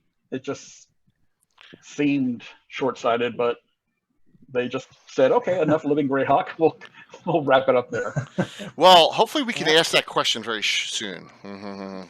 So yeah, down there. So Gary, absolutely did need you. There's no way I could have done this without you, Sean and Fred, along for the ride. That's very nice, Eric. I mean, Yep. that is fantastic. It is. Now, if someone could cast Raise Dead on Fred, please, so we can talk Yeah, to him. really. Yeah. Because I'm short 2 signatures on this. Oh, very Oh. cool. Mm-hmm. Got Sean and Eric. I don't have Gary and Fred. Eric just said, "I'll tell you that story when I'm on the show." There we go. Yep. Ah, Very cool. Yep. By the way, guys, it'll probably be a gabbin on a Sunday night, so you all have to, all you Legends of Lore only Sunday. people will have to come on to a Sunday to watch that. I think Eric's Yeah. gonna more happy with a Mhm. Sunday night, which is fine. So, but definitely will be a blast. So, Eric, please participate as long as you can stay on in the chat there. Thank you so very much. Gary, Eric also, by the way, Eric also fought He's on the to get clock. us another 32 pages for the LGG. So those 32 pages might have been the difference between getting, some of this extra history in there or not. So it was pretty amazing. how many pages is it? Is it like 250? It's 192, Well, that's and I still would a have lot. loved 256 because 256 was a kind of a standard big book unit length at that time. So that would have been perfect. We could have jammed a lot more in there at 256. How long did it take to put that book together? Well, here's the amazing thing. I was writing my master's thesis at the exact same time I was writing that book. Oh wow. There was no way I was going to say no to writing that book. Oh my So- No, gosh. not even that year. Eric will tell you during his chat if he gets around to doing one is that he had to literally pull the pages out of my hands. I mean, finished or unfinished, that thing had to come together at some point. So we were all struggling to get it in there and providing editorial support to each other, and it was pretty cool. Yeah, but the finished result is fantastic. It's simply one of the best products for Greyhawk ever. So yeah, I think the collaboration worked because we had already discussed many things for years online. Energy. Yeah. Yep. So we already knew what we liked. We knew what each other liked, and so we kind of wrote to impress each other. Yep. For me, it's up there with I use the Evil and Ivid the Undying and Marklands as some of the best products for Greyhawk. Definitely. There's that era is I know it went all over the place with Living Greyhawk with all the different triads and all different locations, but the main publications are fantastic. Mm-hmm. And that's come on, I'm not trying to be a jerk about saying that. It's great stuff. There's some great content that we all utilize. And also sorry. Oh, go ahead. I was going to say also the summary and the history and the kind of you kind of went over and put it together, a lot of disparate little bits and pieces that were published here and there, and you put it into one tome. So I think it's still if you want to buy one product and get to know the setting, I think that's the best one. And then you need the 83 original box set. And you know who I was for Greyhawk? So in every detective movie or serial killer movie, there's that cop who has a big board behind him with all the push pins and the little strings attached to everything, and Post-it notes and pictures and everything. I was that cop for Greyhawk. So you had to keep your windows shutters closed. And some of it was, just a clause in an old book. Just 3 words sometimes. And I said, that clause will become something big down the road because I love it and it's going to come back. So that's why we got, some of the stuff blown right back up at us. That's fantastic. Yeah. All right. So we know about the silent ones are yours. Tell me something else in here that people will know, published source that was yours.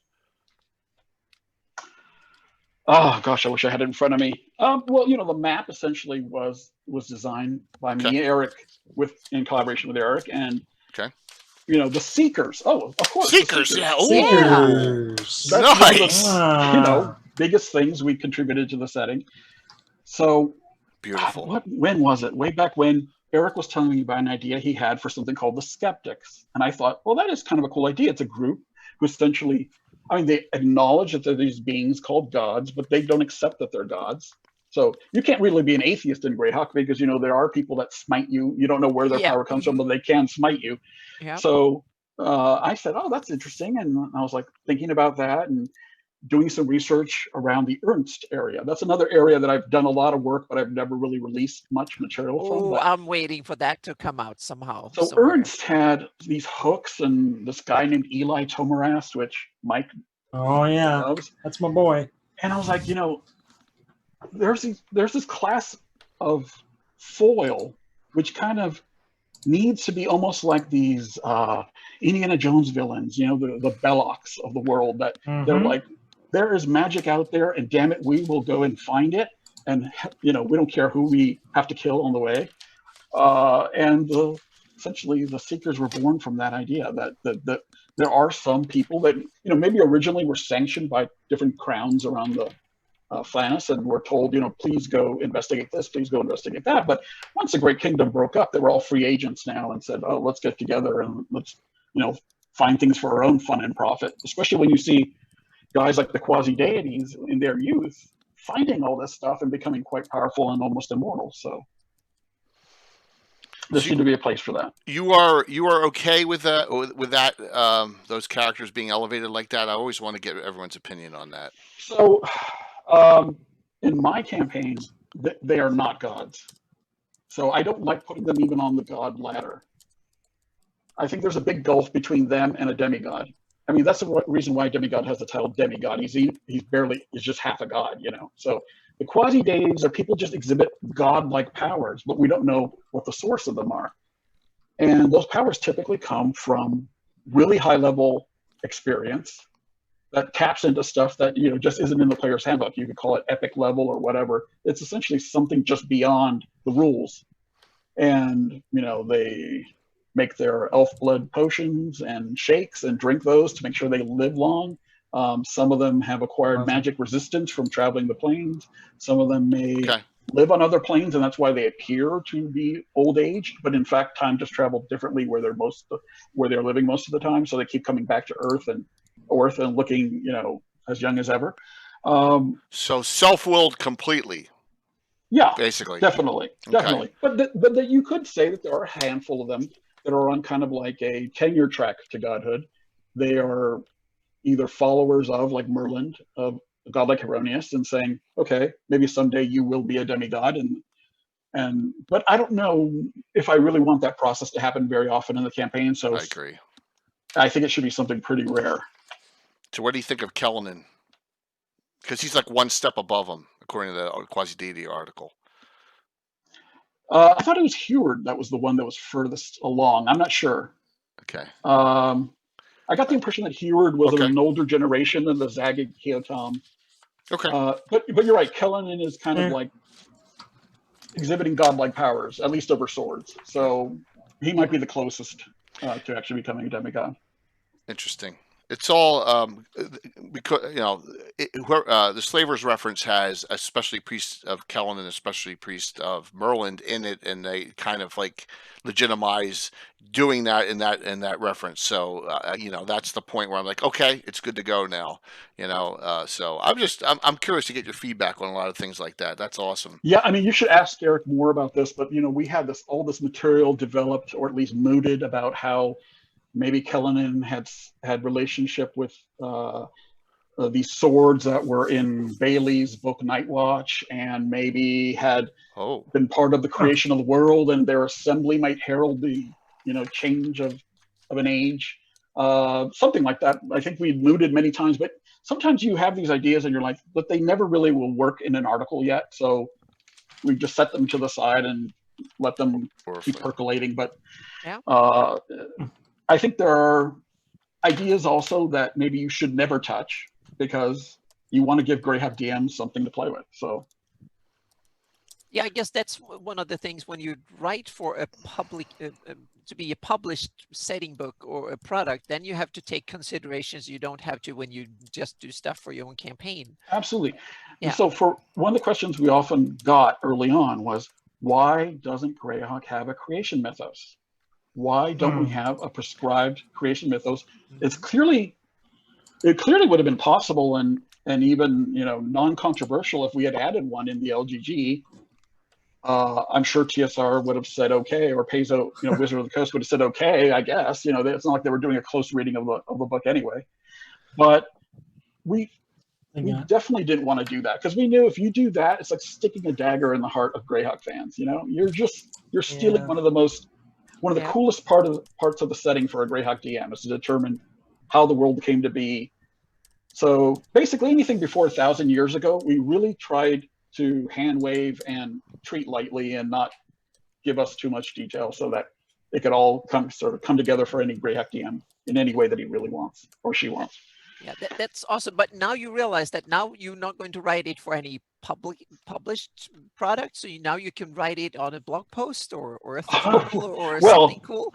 Yeah. Except for the phenomenon that I was talking about with someone on Discord a few weeks back, which is you have to be careful what you say if you have published something. That's true, because then you get the dignity or the weight. Right. It's like you speak ex cathedra about things that you have written about. So you don't want to do that to the extent it's not something that's, mundane, but you don't want to say, this is the creation myth for Orth. And then everyone says, well, Gary said. Oh, yeah. So now you realize that's the best incentive I've ever heard to not ever want to have anything published.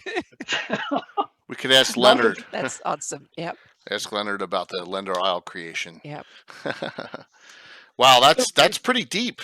That's awesome. I mean, I think there's ways of chipping away at Greyhawk, just like Altamira is, and Uhl is, and Spinecastle is, where you're adding but you're not subtracting. Yeah. So I think there's still plenty of room for that. And if we could ever get Fireland out of Carlos, that might be he's close. Exactly. That's the thing. He's close. I'm waiting. Yep. Mm-hmm. So Gary and I were chatting in Discord a couple days ago about everything, and he's like, it's a real shame. Altamira technically isn't in the Sheldomar Valley because it's on the other side of the exactly. Like, you just got me there, but that's okay. I'm not moving it. So it's a complex valley system, but we're talking about a political entity when we talk about the Sheldomar Valley. So it's all the way from the tip of the Pomarge all the way back to the Crystal Mist. Yeah. Holy Sea Prince there. So as you can see, it's on the other side of the mountains there. So there you go. But that's okay. We I see that Malden was in the chat. Yeah, I don't know if he's still there. Yeah, Dennis is still in. Yeah. So he was one of the proofreaders for the Living Greyhawk Gazetteer way back when. So one of the things we did was we put his city of Melco right on the map. And he's been promising a box set for years, and he owes us that box set. Oh. So everyone put pressure on him. Let me go to this again. We'll go back down to this, and it's right there. There it is. Is it? Did you place it in the same spot, Gary? It is on the tours. Yeah, that's it. I Which got is- it right. I got it up now. Yeah. Yeah, I got it. Yeah. So Yep. okay. Yeah, I try to consult as much as possible with Dennis to put it in there and to design it from with his King maps of as a template. bloggers. Yep. Right. Yeah, we talked about the whole bloggers about 6 months ago in a chat I think it was a Legends of Lore as well. But yeah, so that was placed during Living Greyhawk as well, Melcott, Gary. right during the publication of the LGG. Okay. So, Okay. but of course, Malden's been working on it for probably 20 years before that. So Yeah, as long Yeah. as he's almost to that 40-year mark as well. Absolutely. yeah, he's in the Jade territory. Let's see. You're in your 20s during the early 2000s, so you're only 39 years old. My gosh, I'm just kidding, man. Yeah. No, 47 over here. Okay, there you go. You're still a youngster. You're still a youngster Ditto. compared to all of Yep. us here. Yep. So, but I'm glad to see that. That happened. Yeah. Tell me a little bit about, if you can, what you think about the break when Keelan as a kingdom broke off and Sturridge and Geoff, and why was the main reason for all that happening during that time frame? I think their empire, which lasted around 200 years, essentially started as a positive thing. Okay. It was, hey, let's extend the protections and benefits of this kingdom, to all these realms that were starting to form on our border. So Sturridge and actually, I should say, by the way, the Sul CH is a K in everything I write. Oh, so we it's lost Steric. Mike. So in all those list of kings where you see the CH, that is a K Steric. Okay. sound. So it's Steric. Yep. I did not know that. I've been saying it wrong for 40 years. Yeah, me too. Which Yep. forces me to say Dux Canners for those pirates of the other side of the continent that come from the city of Dux Can, but they are Sul as well. So I have to be consistent. Yep. Okay. Even though it's a little hard on the ears. Yeah, so they, Tavish the Great kind of awoken the Skewish spirit, kind of allowed mages to practice their art without having to be part of the Silent Ones. They could suddenly field armies that were capable and the equal of the Great Kingdom, and so they started to expand. And for the most part, that was welcomed early on.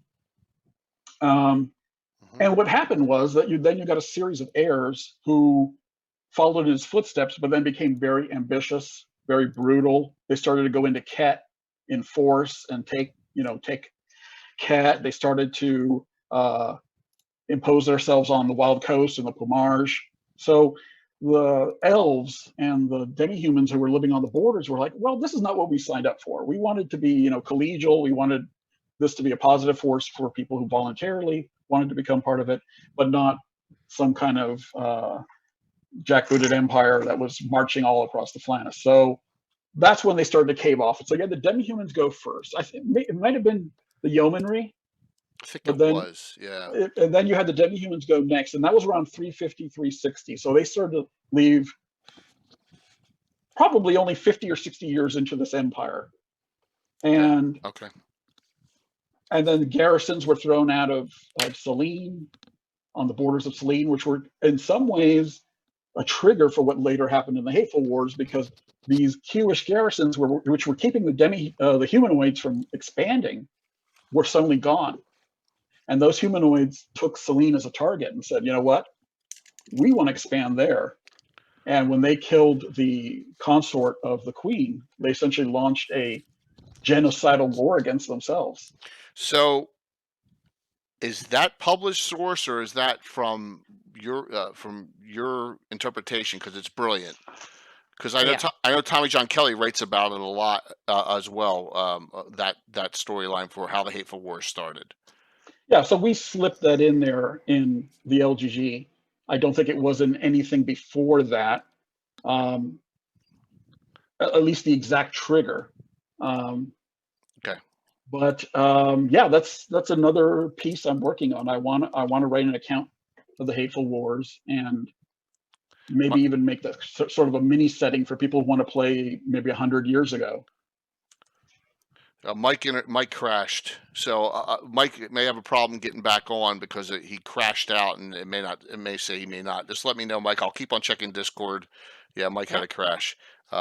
So I know you were talking about doing. There would be a great time to run a game in that Hateful Wars era too. I mean, don't you think it'd be fantastic? Oh Because my you've God, got yeah. It would be like you've doing the got at Second least Age. And Yeah. here he comes. I mean, I love the.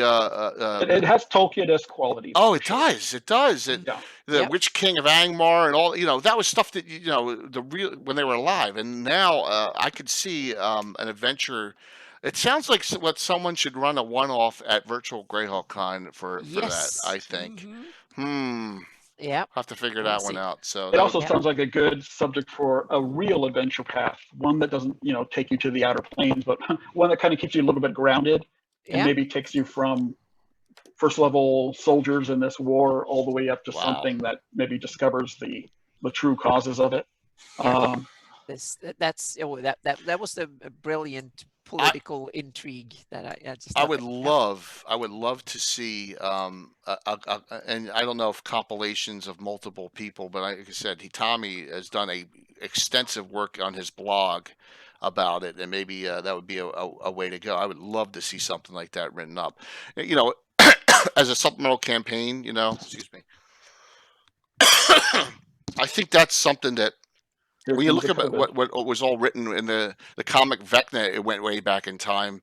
That was excellent too. But to do an adventure path during the Hateful Wars, that would be gold. Hateful Yeah. Wars. That would be absolute yeah. gold. Yeah, I think so. Love it. Come on, Mike, Anna, ask Gary away what we have here. I'm asking all the I'm questions. just I just so got so. I know you just got like back. this is so cool. This discussion is the best we've had in the show for years, probably ever, because that is so awesome. So more intrigue. What's the I'm so curious about Selene, the Elven realm that is kind of an enigma, but it's in the middle of the setting. Do you have any more kind of juicy bits that would? Yeah. So, I mean, you already know why it wasn't published this way, but Eric Mona early on, we had discussed maybe how did the Flannis form? Where did all these people come from? And one of the ideas that we had was that maybe the elves were not from the Flannis, and maybe the calendar that we are given for them dates to their arrival in the Flannis. And there is some canon, I think maybe Sargent put it out there, that said that there once were 4 great kingdoms for the elves, one of them now being defunct in the Adri, the city of summer stars, and Selene maybe being one dedicated to another season, not summer, and then perhaps High Folk or somewhere in the Vesby up there, and then maybe the 4th could have been in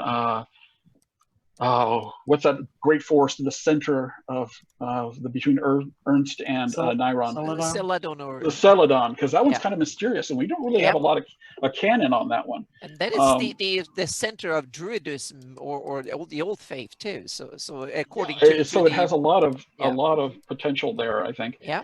And so maybe the idea that maybe Selene is the last of these 4 that still survives, and so it has that distinction, and then it also has swerved from highly isolationist to highly interventionist. And oh my gosh, it drives me insane. Sorry. Do you have Melf in your campaign, Jay? Do I have Melf in my campaign as an active character? Not as an active interactor, but he exists. But he doesn't. I've never really used him because I just couldn't get past the name. I mean, he's like Urag the Lord. I just can't get past the name.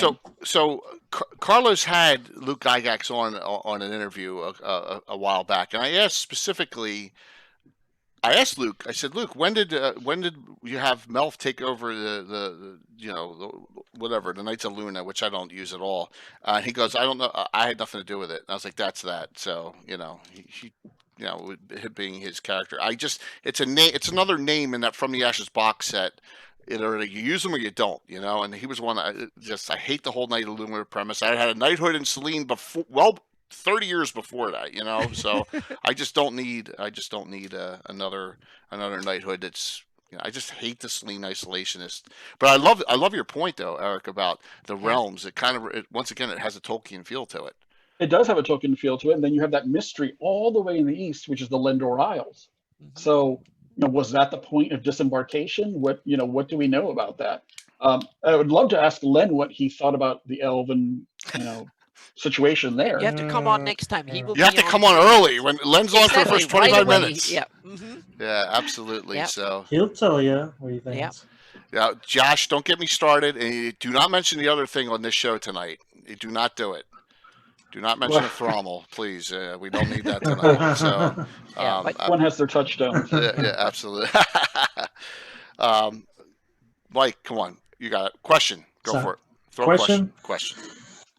I've been so thrown off by my technical difficulties in getting back that I've lost track of the conversation. Let's see. Yeah, I'm pretty surprised at how stable this has been, considering how many troubles I've seen other people suffer. Zoom's a snap, man. Zoom usually Zoom's a works snap. well. It's Yeah, Twitch Zoom's the that's only thing more the working issue. for me. Zoom's not a problem at all. My Twitch video is like not non-existent right now. The chat works, but the video's out, and Zoom's working fine. Whatever. Hey, Gary, Yeah. what year was the Kingdom of Q-Land founded? I mean, I don't have that in front of me, but it's a few decades after the Lost Passage was sealed. So I have down negative 342 CY Great Council of Needle Draw. Yeah. Okay. Probably I'm the only one who knows this because I wrote it. Oh, But in Orth Journal, my old article in the timeline, Ol is founded in negative 350 CY Oh, wow. on purpose that's awesome. because I wanted to 8 years. get it in there before You Q. wanted to outdo the That's awesome. the Keelandish. That's so cool. Yep. I mean, there's no doubt that if the LGG had been written, 5 years later, Mort's Ool would have been the Ool that we would have all Right. accepted. Yeah. Definitely. That's how much we admire what Mike's done with It's it. brilliant. It's Yeah, absolutely it's so, brilliant. yeah, that's fantastic. Yeah. And can I say something about the whole group here? Think about the people that we have on now. Oh yeah. Just in chat and here, you can draw from so many you, different. you can draw from people. so many Yeah. different people. You got Jason on, Eric, and you got some Malden. Oh my Yep. gosh, and some unbelievable current contributors to what's going on in the Greyhawk community now too. And we need everyone. I mean, the Orth Journal has never been healthier. I mean, it's got so many contributions Oh, yeah. now. I mean, it's going to get to a point. Chris? Christoph is going to be able to be picky now, Yeah, he can pick and choose a bit. Yeah. or he could create themes based on Yeah. the order he wants to publish things. But Christoph's going to have an aneurysm when he finds out he missed today. Josh contacted him and he didn't respond. So Josh attempted. Oh. Yeah. All right, He's we out having reached fun. out to everyone. We got Jason on, Yep. So we reached out to everyone for this discussion. But think about, I mean, all three of the four of us wrote an article for it this time, Yeah. right? We have That are a- on here.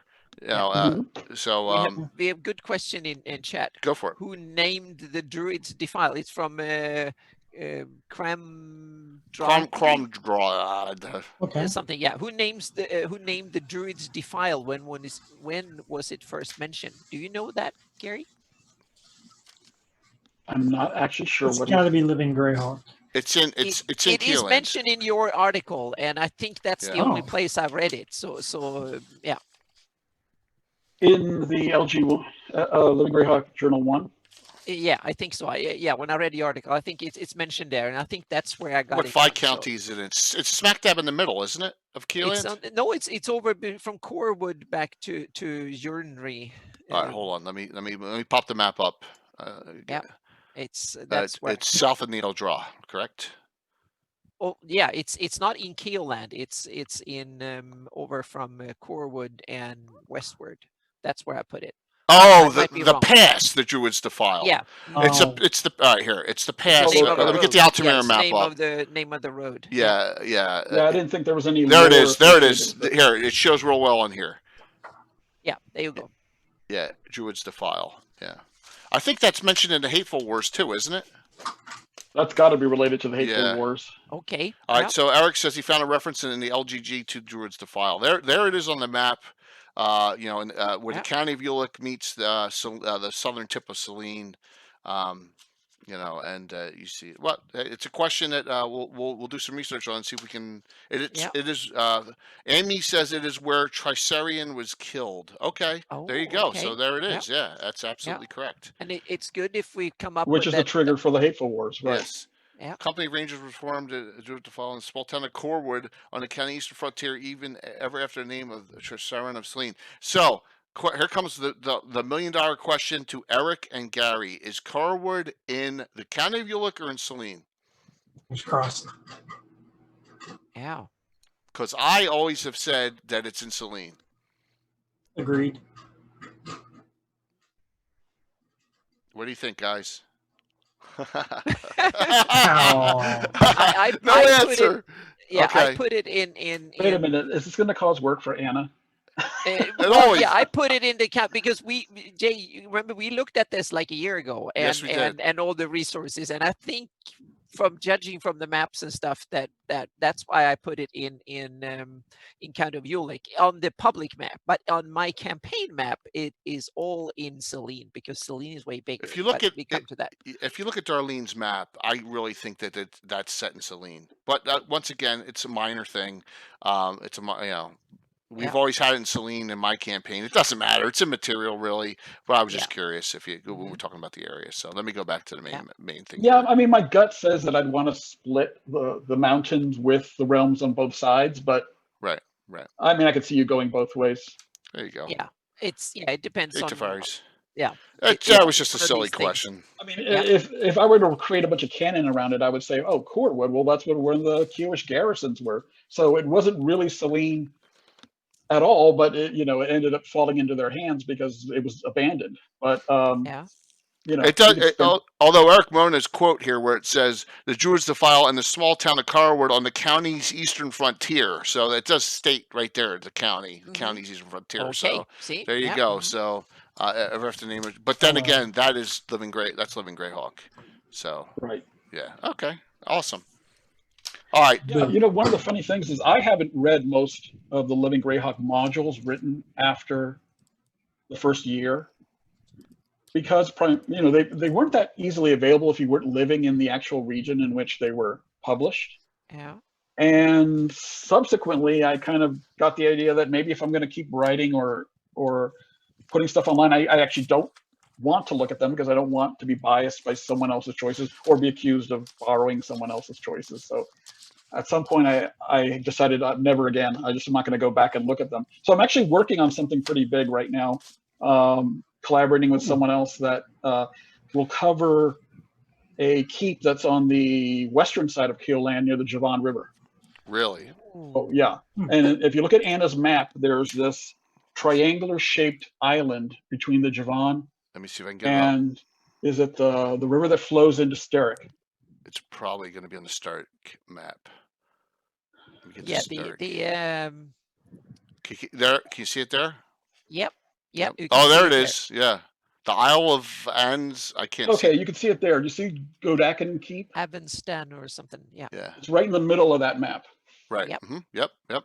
What's that say, Gary? Isle of Avens. I can't. Avenstain. Avenstain. Okay.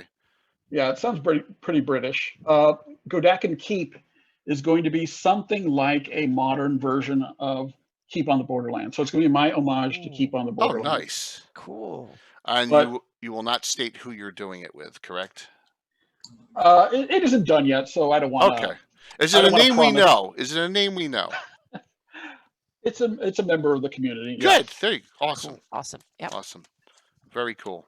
Very cool. Yes, Mike is the collaborator, but he's done no work yet. Oh man. Well, that's great to hear because we always new old stuff, old publications that are brand new ideas. We need them, and if you think about it, where this community was 18 months ago, we had 2 streamers, right? And that was it. Oh, son. Hi. Say hi. Say hi to Gary. Gary's on. Say hi. Hi. There you go. Okay. What are you doing? There.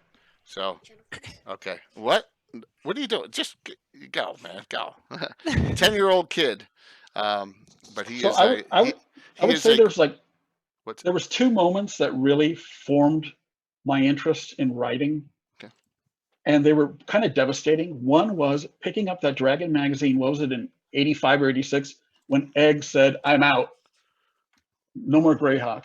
okay? And that was just so devastating to me because I'm like, that means I'm never going to get answers to the questions I had. And when you're a kid, you're like, you don't assume that politics may change and he may come back to the company at some later date. You just assume, wow, that's it.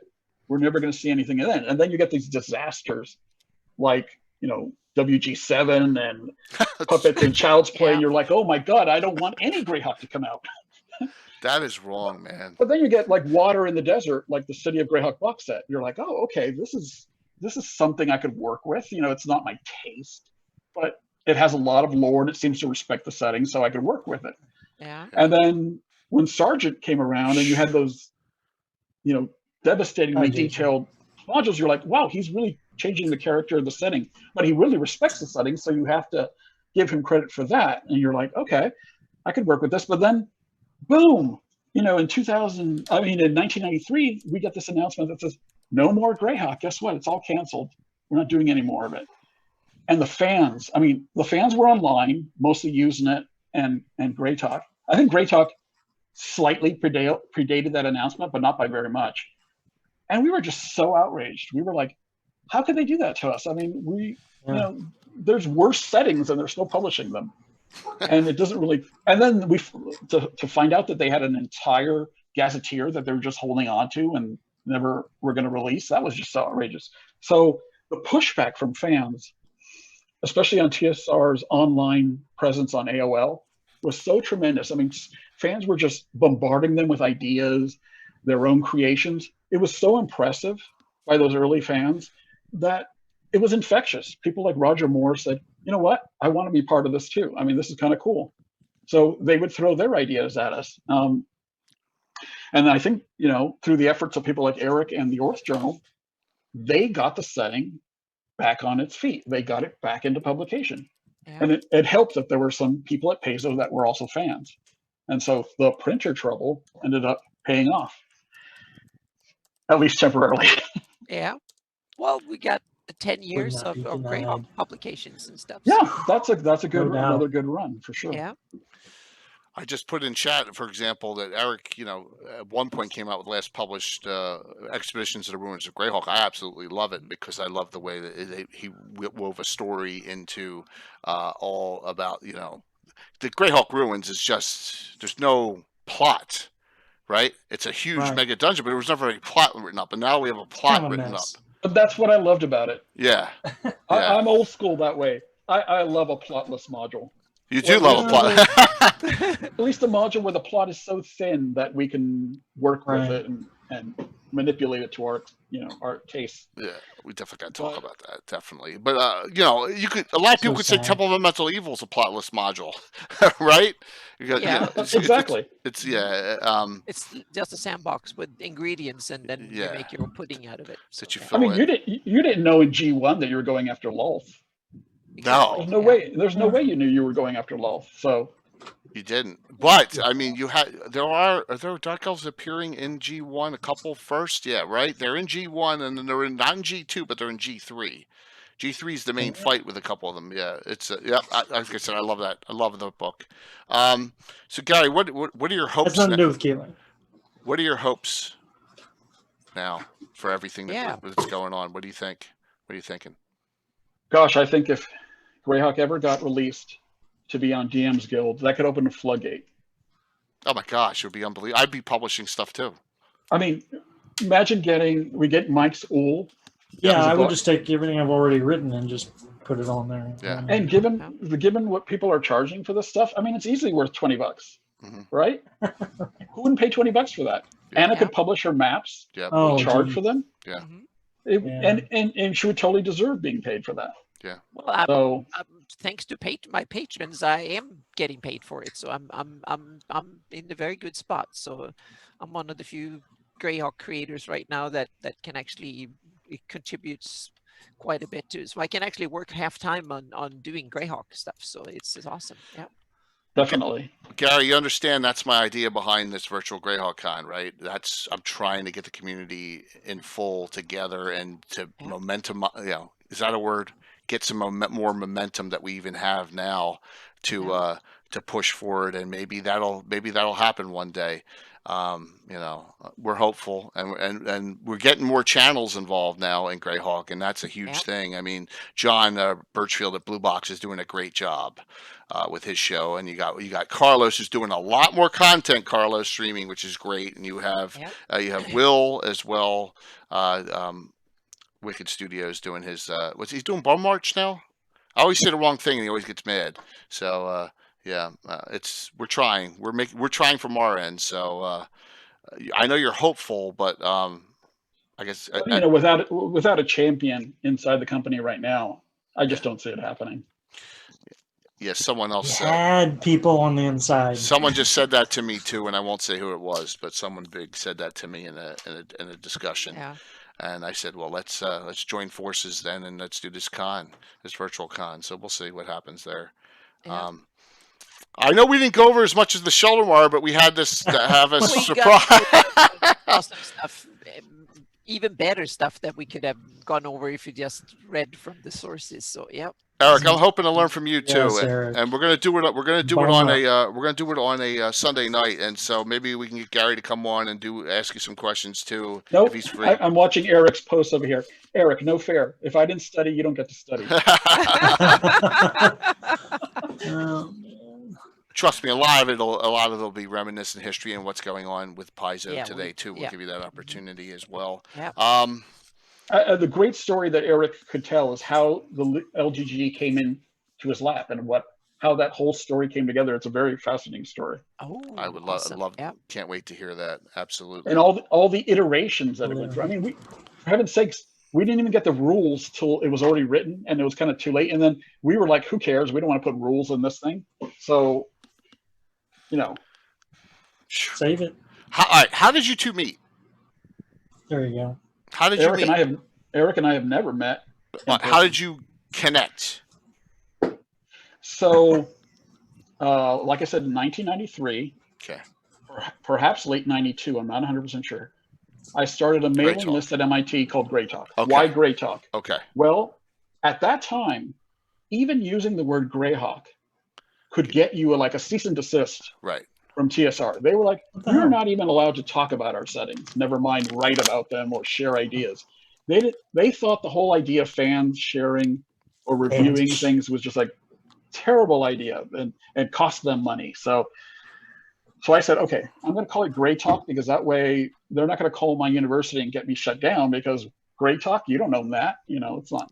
Right. And then we actually approved everyone for membership on a one-by-one basis. We were like, who are you? Where are you from? Most of these people were from other colleges, and we're like, okay.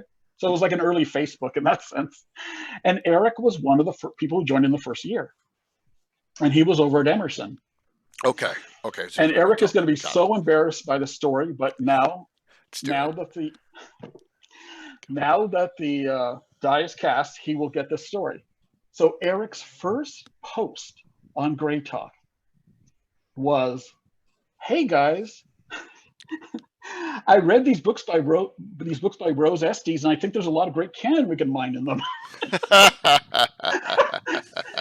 And everyone was like,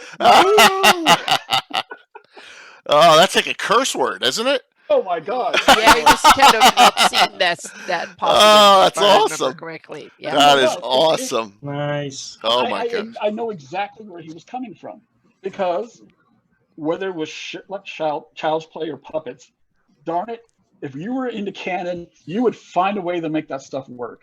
I mean, you would shoehorn it in, or you would elevate it, and suddenly something that was a throwaway became gold. So, it was almost like a contest between fans to see who could take the most obscure thing and turn it into something fantastic.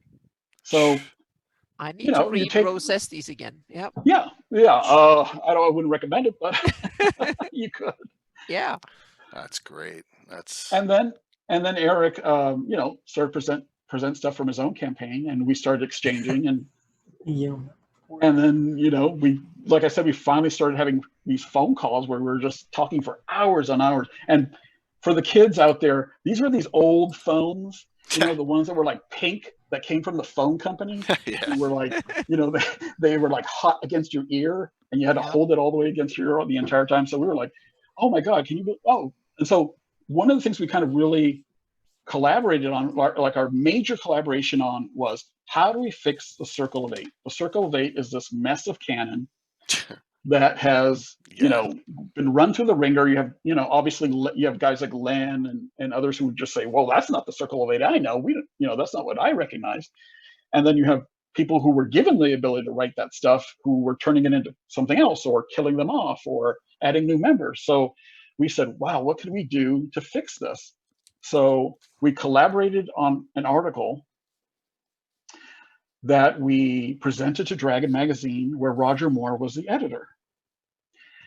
And we said, this is going to solve all the problems. This is so heavily researched. Eric had gone through every Gord book. He had just, all the canon down that we needed to make this airtight.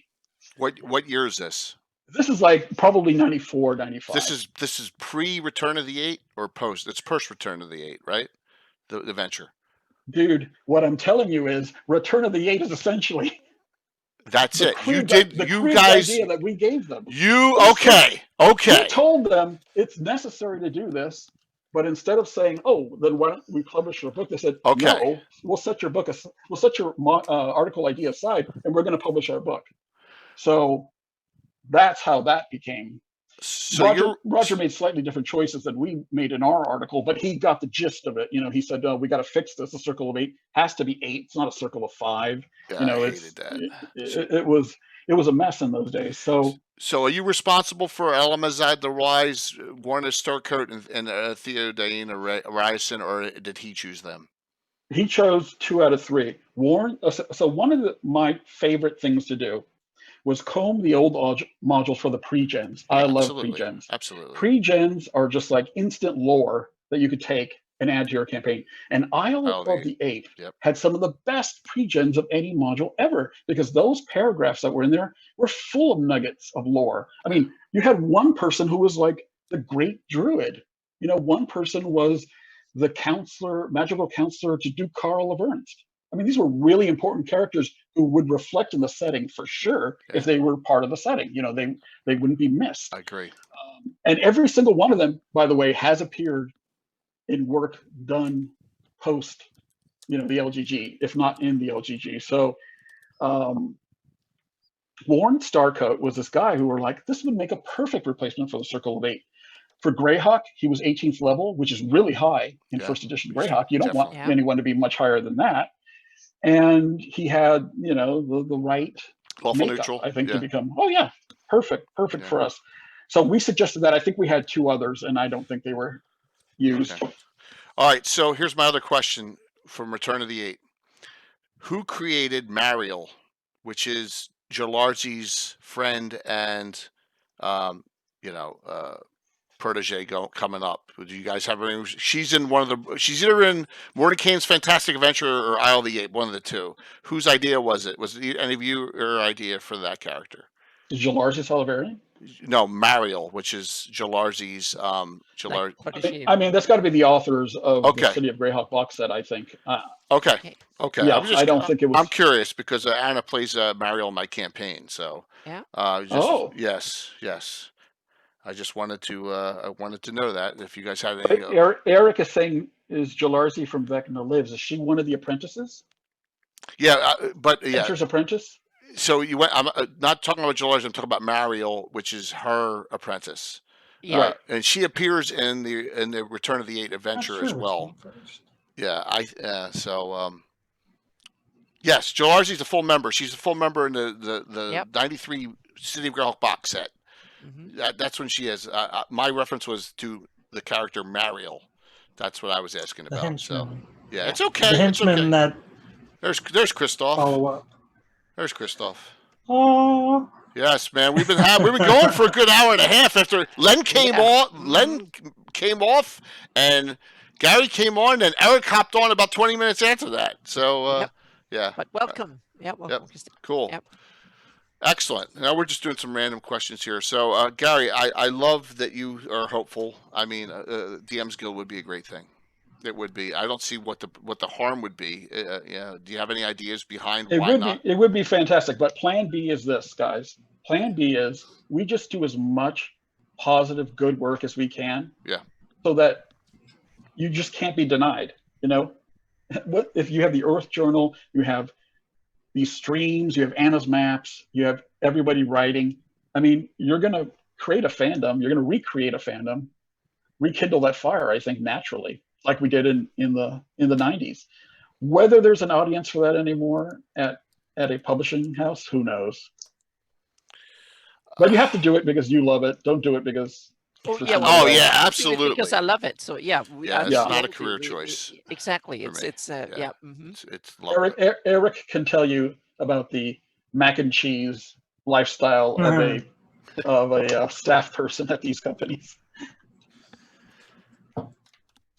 All right. So anything? I know we're getting close to 10. I mean, we can run a little late. It's no big deal. I don't care. We're all having a great time. So I don't want to keep Gary forever. I know he said you're exhausted as it is. What do you see? What do you got in the works, man? We know Spine Castle. You're working on some other stuff. What else is in the works? God, I mean, I've got stuff the length and breadth of the Flannis that I want to do, but it's just a matter of setting priorities. So I am working on Spine Castle. I'm redoing the map. I don't like the map that came with the original article. It didn't seem like a city of thousands of people. It also wasn't very complicated. So, and it also didn't show the signs of damage that I kind of was expecting to show off in that. So I'm going to start by redoing that map, maybe doing a stronger, longer gazetteer for the city. And then it's Spine Keep. But I really don't want to do Spine Keep because it's almost as, if I don't do it as a product, I'm just not going to be able to do it right. I can't do art. Mapping is so hard. I mean, it takes so much effort. It takes so long that do sketches and we can fix the maps. Yeah. Yeah, and then 5e encounters. Oof, I don't know.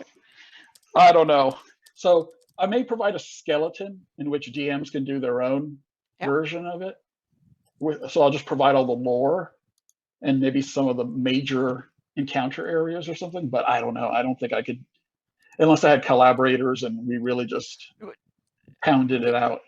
Yeah, I think that's a great idea. Provide the seed for a lot of like the cool things, the background and the political situation and locations and stuff like that. With that, you don't have to put a map in or you don't have to do any art. That alone will be fantastic, and then people can run with it whatever the way they want, so to speak. I think that will be fantastic. Yeah, it's amazing how art really sells a written work.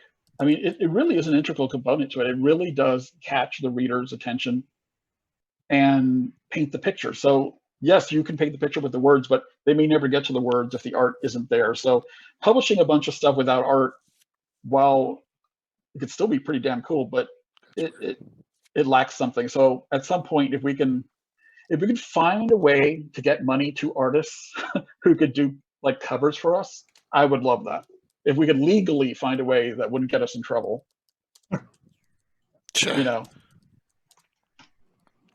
like the shout-outs are dead. Shout-outs have died on Twitch. It looks like. Yeah. But maps Overload. We can do. So whatever maps are definitely ideas you have. So yeah. So that could be part of my pipeline, so to speak. No extras, and then we can just hand it over. But just make sure that so it matches your ideas and stuff. Yeah, I mean, there's also no doubt that probably of everything I've written, I get the most feedback about the Death Knights. Yeah. That seems to be the most popular thing I've written. It's inspires the most, feedback and creativity and desire for more material. So yeah, I could imagine. I could imagine doing like a 64-page book on the Death Knights. I could easily see that. There's definitely enough material on it. You could do a campaign resource and a little adventure in that, and it would be a bestseller. I mean, Jay, God, yeah. It would Jay, I've even already sketched out. I mean, last year, I kind of drifted away a little bit from Greyhawk in terms of doing anything for a few years, kind of like a lot of us have done, over the years. Mhm. But it was, Legends and Lore, Mike and Anna, that kind of brought me back again, Cool. because I was like, Wonderful. wow, Yeah. this is a whole new a way of talking about Greyhawk, and it's a whole new way of Yeah. engaging people. And I was like, this is kind of cool, and I could This see is- this really working. This is definitely an upgrade from IRC. It is a huge upgrade. Well, for yeah, because IRC. this is going with the times, and when I saw Mhm. them starting to stream, it was when they started the Greyhawk channel, and I saw that you can do Greyhawk streaming Greyhawk games. I was say, what the heck? We need to have not only the games, we need to talk about the setting, and Yeah, and absolutely. that's how we started it. And then Jay came around, and I said, well, when Shane was kind of winding down the Greyhawk channel, then I said we have to move to where the action is. So we did, and it's Oh my been, God, yeah. those handful of interviews that Shane did with individual Greyhawk fans, Yeah. I really love those. And unfortunately, they're gone. So anyone who's watching right now, Green Dragon. I think he did like Yeah. nine total. I think Brian Blumfoss those is were one of fun. them. Yeah, Yeah. absolutely. Yeah. I saw the one with Anna, and I saw the one with Mike, and I said, wow, these are really interesting people that have a lot of interesting things to Yeah. say. So why can't we get more of this?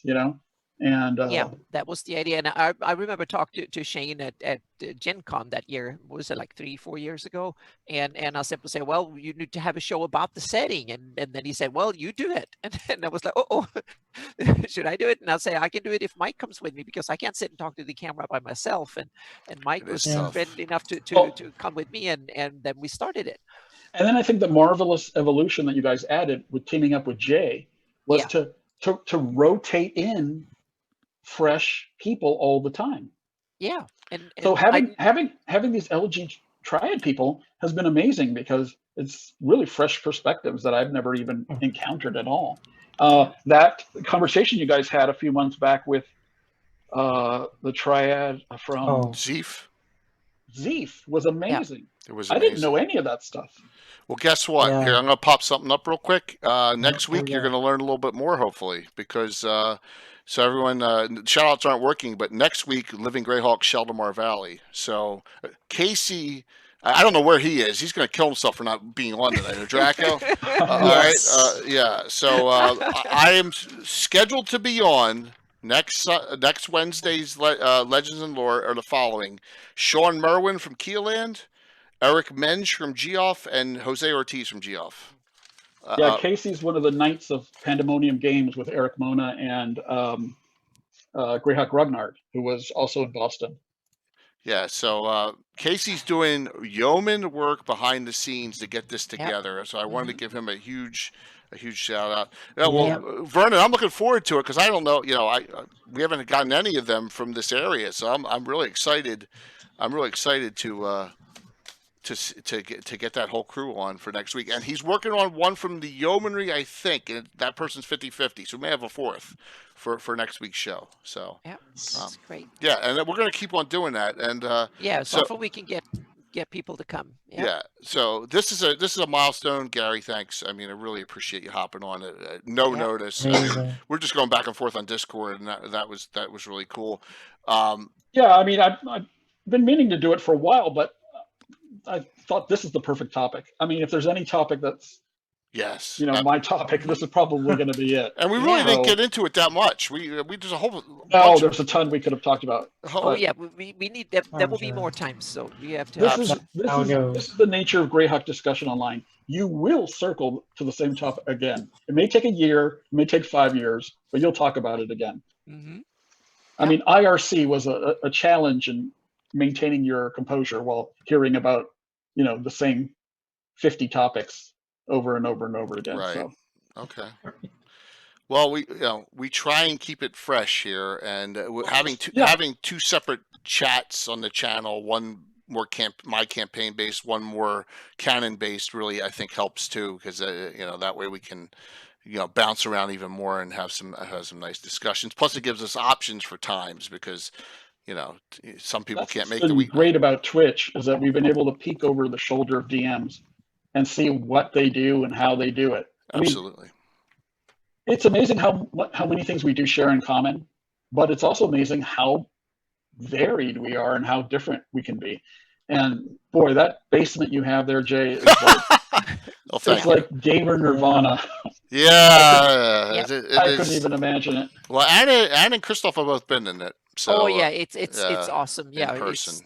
it's the best kind of game But setup, yeah, ever. look at it this way. Look at all the Greyhawk streamers we have. We have myself, John Birchfield, Carlos Lysing, William Henry Dvorak as the main four right now.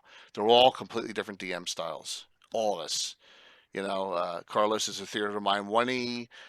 You have William, who's a 5E, Roll 20. John is a Pathfinder for the most part, and has a lot of aspects of what I do with miniatures, but much more heavier into RP than I am. And I'm an old school 1E, 2E with a bunch of curmudgeons around the table, right? You know, playing Greyhawk. So we're all completely different, and that's the great thing about it. There's really no right or wrong way to play.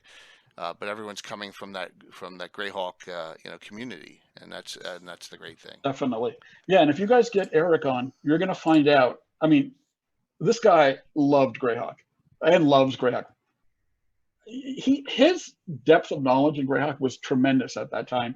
And what's really a shame was that he never really got to write very much of his own Greyhawk because he quickly became an editor and a publisher. He wasn't able to share Right. all. He had a ton of campaign ideas that we never got to exploit. So I can see. I'm sure they've been cannibalized for Oh no. for Galarian. Although there may be some things that couldn't have been cannibalized. Hmm. It's hugely successful, and that's a compliment in itself that it rivals D&D. Yep. The adventure paths that they create, and I know we'll discuss this, are pretty impressive. So, and the stories are good, and that says something. It really does. So. Well, hopefully we see some Altamira work soon. Well, I'm holding. See me. I love throwing a little tidbit out there in their journal every quarter, just like I did with the Undead Hunter. I was going to do another. I was going to do the Inquisitor. We'll see. But if we get to that point and it's allowed to be published, I do not want to change names. I just don't want to go through that. Right? Yeah. I mean, yeah, it's a topic that's come up a few times on Discord. You know, we could go the Carlos route. Carlos is a genius at it too. Yeah. And there's and it really works, especially in modules. But I couldn't see doing gazetteer material that way and stripping all the canon out of it. It would just be heartbreaking. Yeah. It would be, because even though my characters are unique to my setting, I have so much canon in it, on the Right. Pomars, and what am I gonna do? Change the name of the Principality of Ulick? I just can't. I can't do it. I can't. That's one of the things that makes Greyhawk so much fun is that we all share this little base of knowledge, right? Yeah. We don't have the same campaigns. Nope. We don't like the same things. Yep. But we have this base of knowledge that lets us compare and contrast, share ideas, and steal from each other wantonly. So hopefully, that continues. Yeah. So Carlos has said, and he just put it out there, he's going to make Fireland free. In that, so we'll see. Maybe Carlos is getting close to putting that out. I know he did mention it, and it is the depth of that is huge that he's done. I know. Yeah, just the excerpts he's shown shows it to be an extremely polished project. Yeah. So yeah, it's something that it's a shame right now, but maybe there's something. Hey, look, this happened tonight. We had Gary and Eric basically on the same show, right? With Leonard on the show for the first 25 minutes before they even came on. So think about that, right? Yep. You never know what will happen in the future, and I want to remain optimistic. I really do. I'm having a blast with everything. Mm-hmm. I really think that in October we'll have a coming together of everyone with the con, and it'll be a blast. I just think the momentum is great for the whole community, and Gary, thank you so very much for participating tonight. Really appreciate it, and Eric, thanks, you guys. as well. Yeah, it was a lot of fun, and keep doing what you're doing because it's very entertaining. Thank you. Yeah, Well, thank you so much. we definitely appreciate that. Anything else you'd like to say in closing, as far as shout outs or thank yous to someone, or have at it, please. Go for it. No, I mean, everyone knows where I'm at and where you can find me, but I really want to shout out some of the work that's been going on in some of the other blogs, That works. not on Cannon Fire. So Mike and Jason and David have been doing some amazing stuff. All blogs. And it's not, it's not getting into the Orth Journal, so it might not be seen as often That's right. by fans who are just searching around, but it's really great stuff, especially something David just did about the Circle of Eight. He really just pulled together all the sources, He's a good researcher. Yep. And you can spend hours on Mike's logger account just looking up old stuff, and it's just like, this is amazing stuff. Yeah. And it's fresh. Try to entertain. Yeah. It's gonna be a tremendous legacy, I think. The bloggers have really added a bunch of great flavor and content and life to the setting, and I linked Tommy John Kelly as well because his work in the Hateful Wars is really fantastic. So I linked all of those. Oh, you said Grogner too, right? Oh, you know what? Here, let's shout out everyone, and let's shout out Malden too. I think I got a correct one for Malden too. There, it's working again. So we'll hit the shout outs. Go check out Malden's 1987 style blog. It's probably the oldest 1997 website still out there. Yeah, it is, and it shows. The original Greyhawk web ring, or the remainder. Dennis, I still love there's a thing called HTML4. Yeah. Changing all that out, I can imagine. So what, Mike, Anna, what do you got going on? Mike, you want to start it up? Well, yeah, you start, Mike. I had a Garrett, blog post. I had a blog post I didn't quite get ready for today.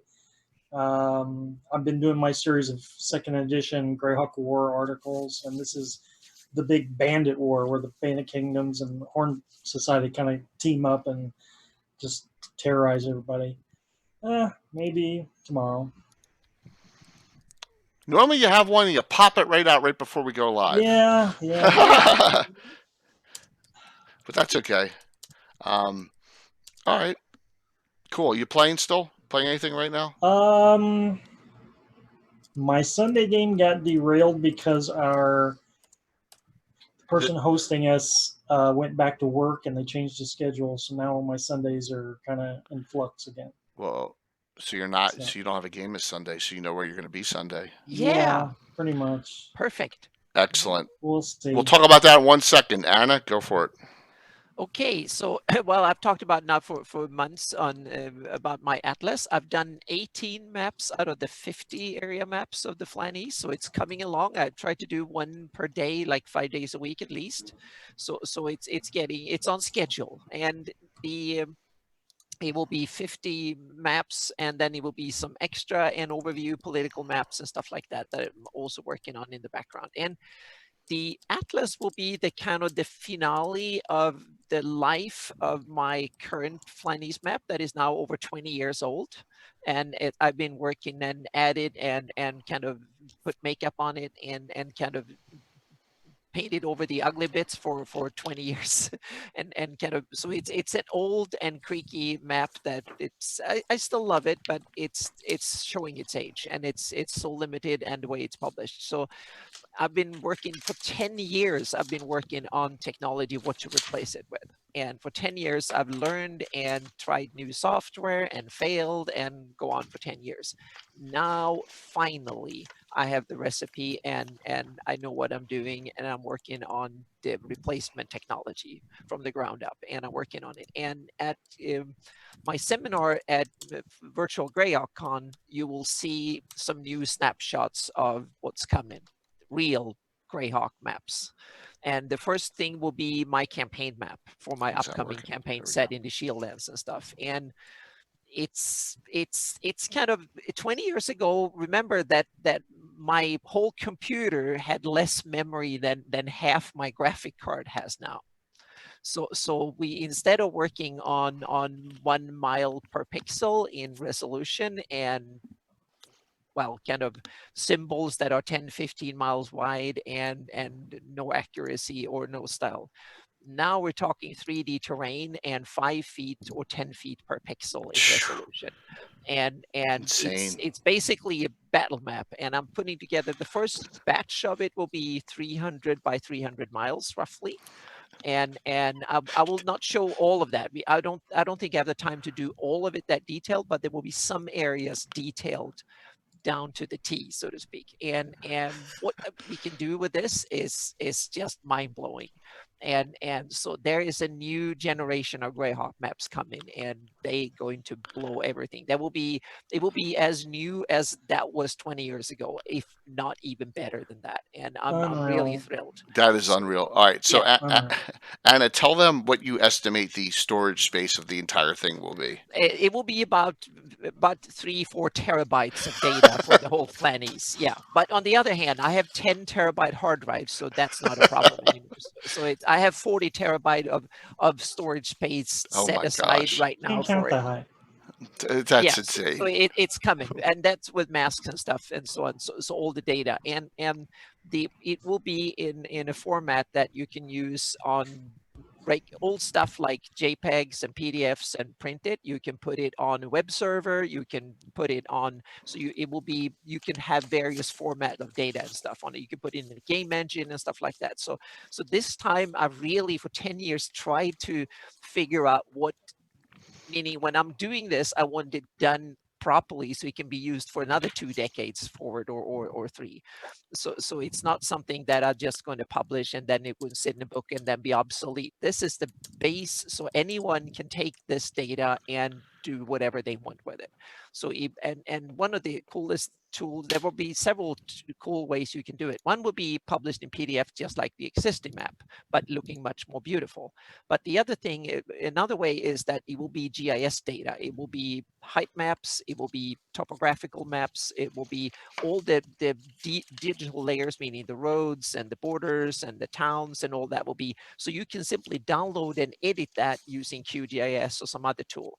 And you can also put it on a web server, so you can serve it out and look at it in the browser, and you can kind of pick and choose what you want to have. You can style it differently. So it's a bit like HTML and XML, and the ones that know that, meaning the XML is the data layer, and then you can have HTML to publish it, and then you can have CSS to style it on top of it. It's basically the functional layer. So I have to have the data structure and so on and so forth. So you can take the same data and present it in parchment, kind of in-game map handout style, and you can the current map is so stupid that way because it's a fixed style, so you can't restyle it because the data is not there, and you can extract all the data in a spreadsheet if you want to. So if you add something, you can just sum up all the inhabitants and all the towns and stuff like that. So there's a whole bunch of new technology coming, and it's taken me, first it took me about 5 years to understand what I was doing, and it took another 5 years to figure out what was the best way of doing it. But now it's starting to take shape,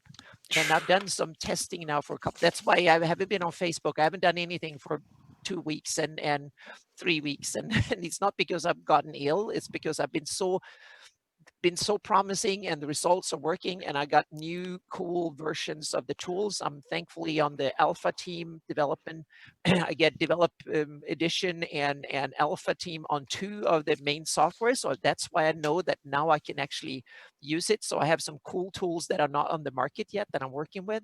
And so that's why I get a chance to do this. So I hope in a couple of months I can present the first kind of real finished little results on this. You know, I'm not really jealous of Anna's technology, her setup, or everything. I'm jealous of her energy. Yeah, it's Okay. Where definitely does she find that? it definitely takes an Okay. epiphany to do this. You Well, know. I'm just stubborn and love Greyhawk, and Yes. it's so cool to have a world that I want to come out, so to speak. And it's just I want the canvas so we can all paint the whatever we want on top Yeah. of it. That's the goal with this, not to present this is what Greyhawk looks like. It's like the canvas that each DM could.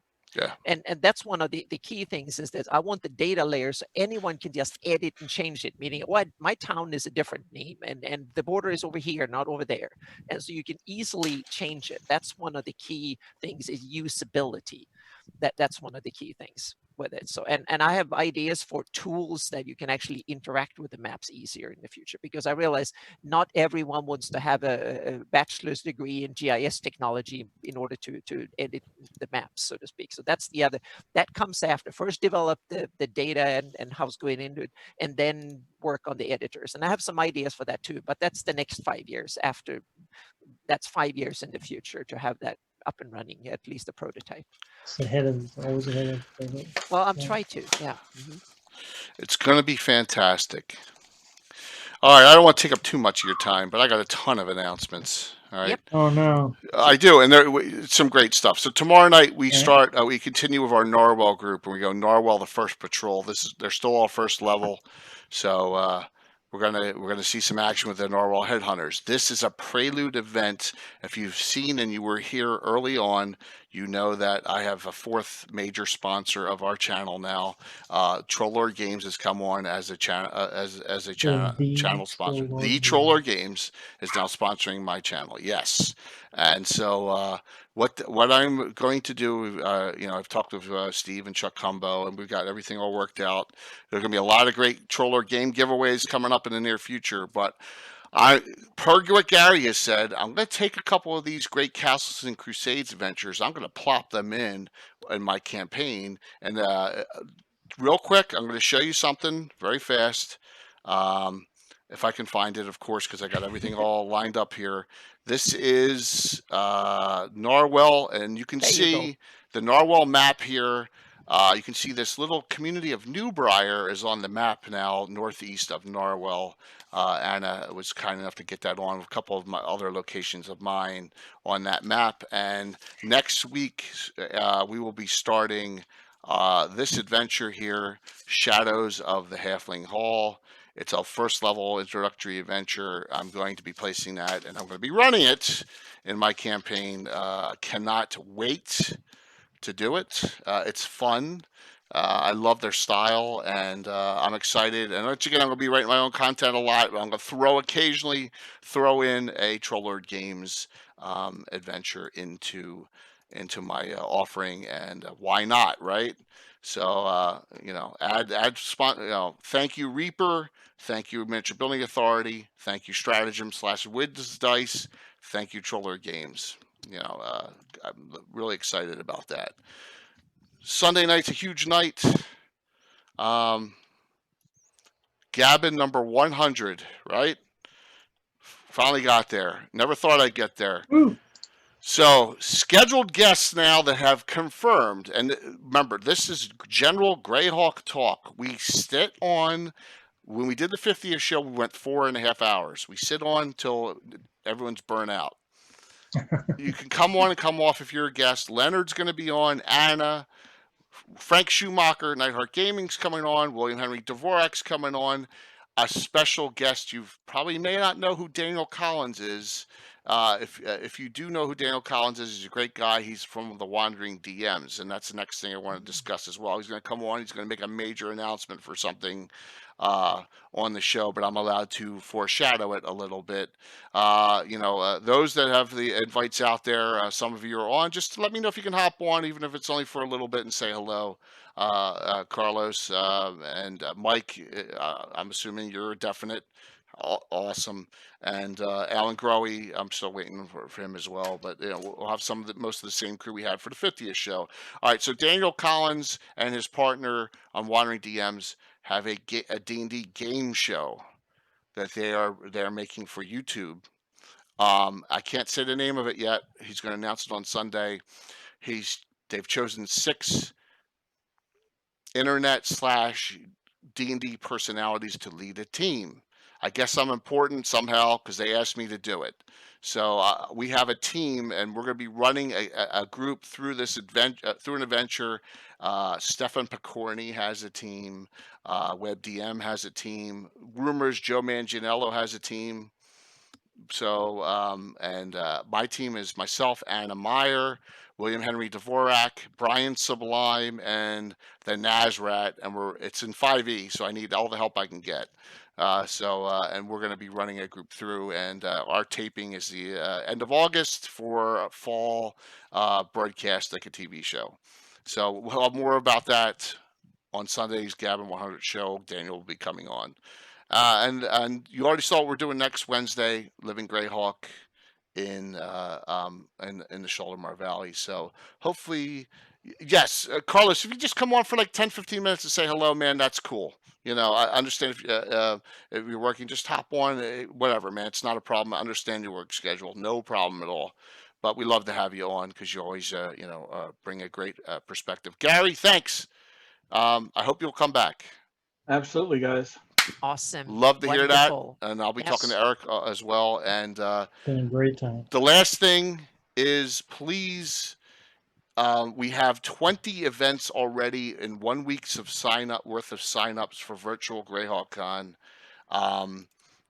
A couple of the participating streams haven't put their games in yet, so my guess is after they put them in, we'll have another 6 to 8. We'll be up to 28 already, and we're looking. My goal's 50. I think we're well on the way. If you're interested, please register. It's $3.12. That was the minimum we could call fee, and if you want to DM games, we'll broadcast it on your Twitch channel or run it through Discord or Zoom or whatever feature you want. Looking forward to that, and it's going very well. I'm also in talks with some other names of individuals to participate in virtual Greyhawk Con, some big names, and I may have landed a couple. Until it's 100%, I won't say specific names on that, but it's going very well there. So thank you all so very much for a great show. This has got to be a top 3 show of all time. Oh, of Legends of War, definitely. by Yep. far. Yep. Yep. Cannot wait. Yeah, do an adventure into Melkasha Castle, Dennis. Do it. Yes, Do it. definitely. Or just talk about it, whatever. Yep. Casey's running a Living Greyhawk tournament 3 times. Yeah. He's running it. So Mhm. yeah, I mean, in the spirit, I don't want him getting him in trouble, but he's running he's running 3 adventures in tournament style and going to give prizes to the winning table. Absolutely, we want Greyhawk content, please. Whatever it is, cool stuff. All editions too. We already have 1E, 2E, Pathfinder, and 5E all in there already. So we want to get that. Carlos is playing in a game, guys. Carlos is playing in the Ever Mysterious Tim's game, which is all barbarians. Imagine that. It's going to be a blast. So, Keep your tongue, Carlos. Yep. see, look, Tim even Gary knows Tim. That's what's really scary. is He's that a Tim- legend now. He is. Yep. He's a crazed legend, and he's actually playing. He'll be playing tomorrow night too. So, definitely a legend, and definitely a wonderful guy, and always say thank you for your military service. Those that were out there that have participated, and he was one that gave 20-some years of his life to that. So, all right, we'll see. Look at that, almost 10:30. Ran a half hour late. Woof, It was Yeah. worth it. Definitely. definitely. All righty, we'll see you all tomorrow night for a nice game back in the Norwalk area with these crazy first level characters. I'm already going to hit the wrong damn button. Who are we going to raid? We got a large crowd. Who are we going to raid? Who's on? Oh, thanks, Extort. We got one special hero point for tomorrow night. Let's raid Dragons in the Dining Room. Okay. All right. Come again, Eric. Oh, that's Eric? No, I'm just saying, come Oh. again, Eric. Yes, definitely. Yep. Absolutely. All right, let's try this raid. See if I mess this up.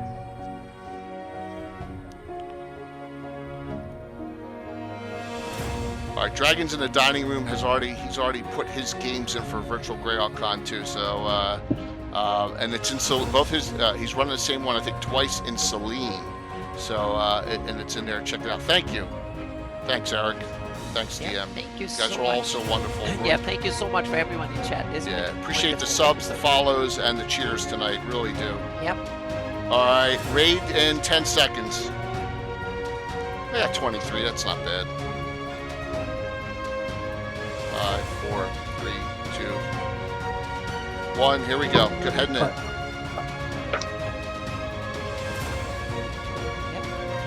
Yeah, it switched. Let me just get off of this, get into this, and make sure we're here. Awesome. Gary, you still there? Yeah. Oops. I should say, are you still there? Yeah, I'm just staring at the wall. That's cool. Oops. Awesome.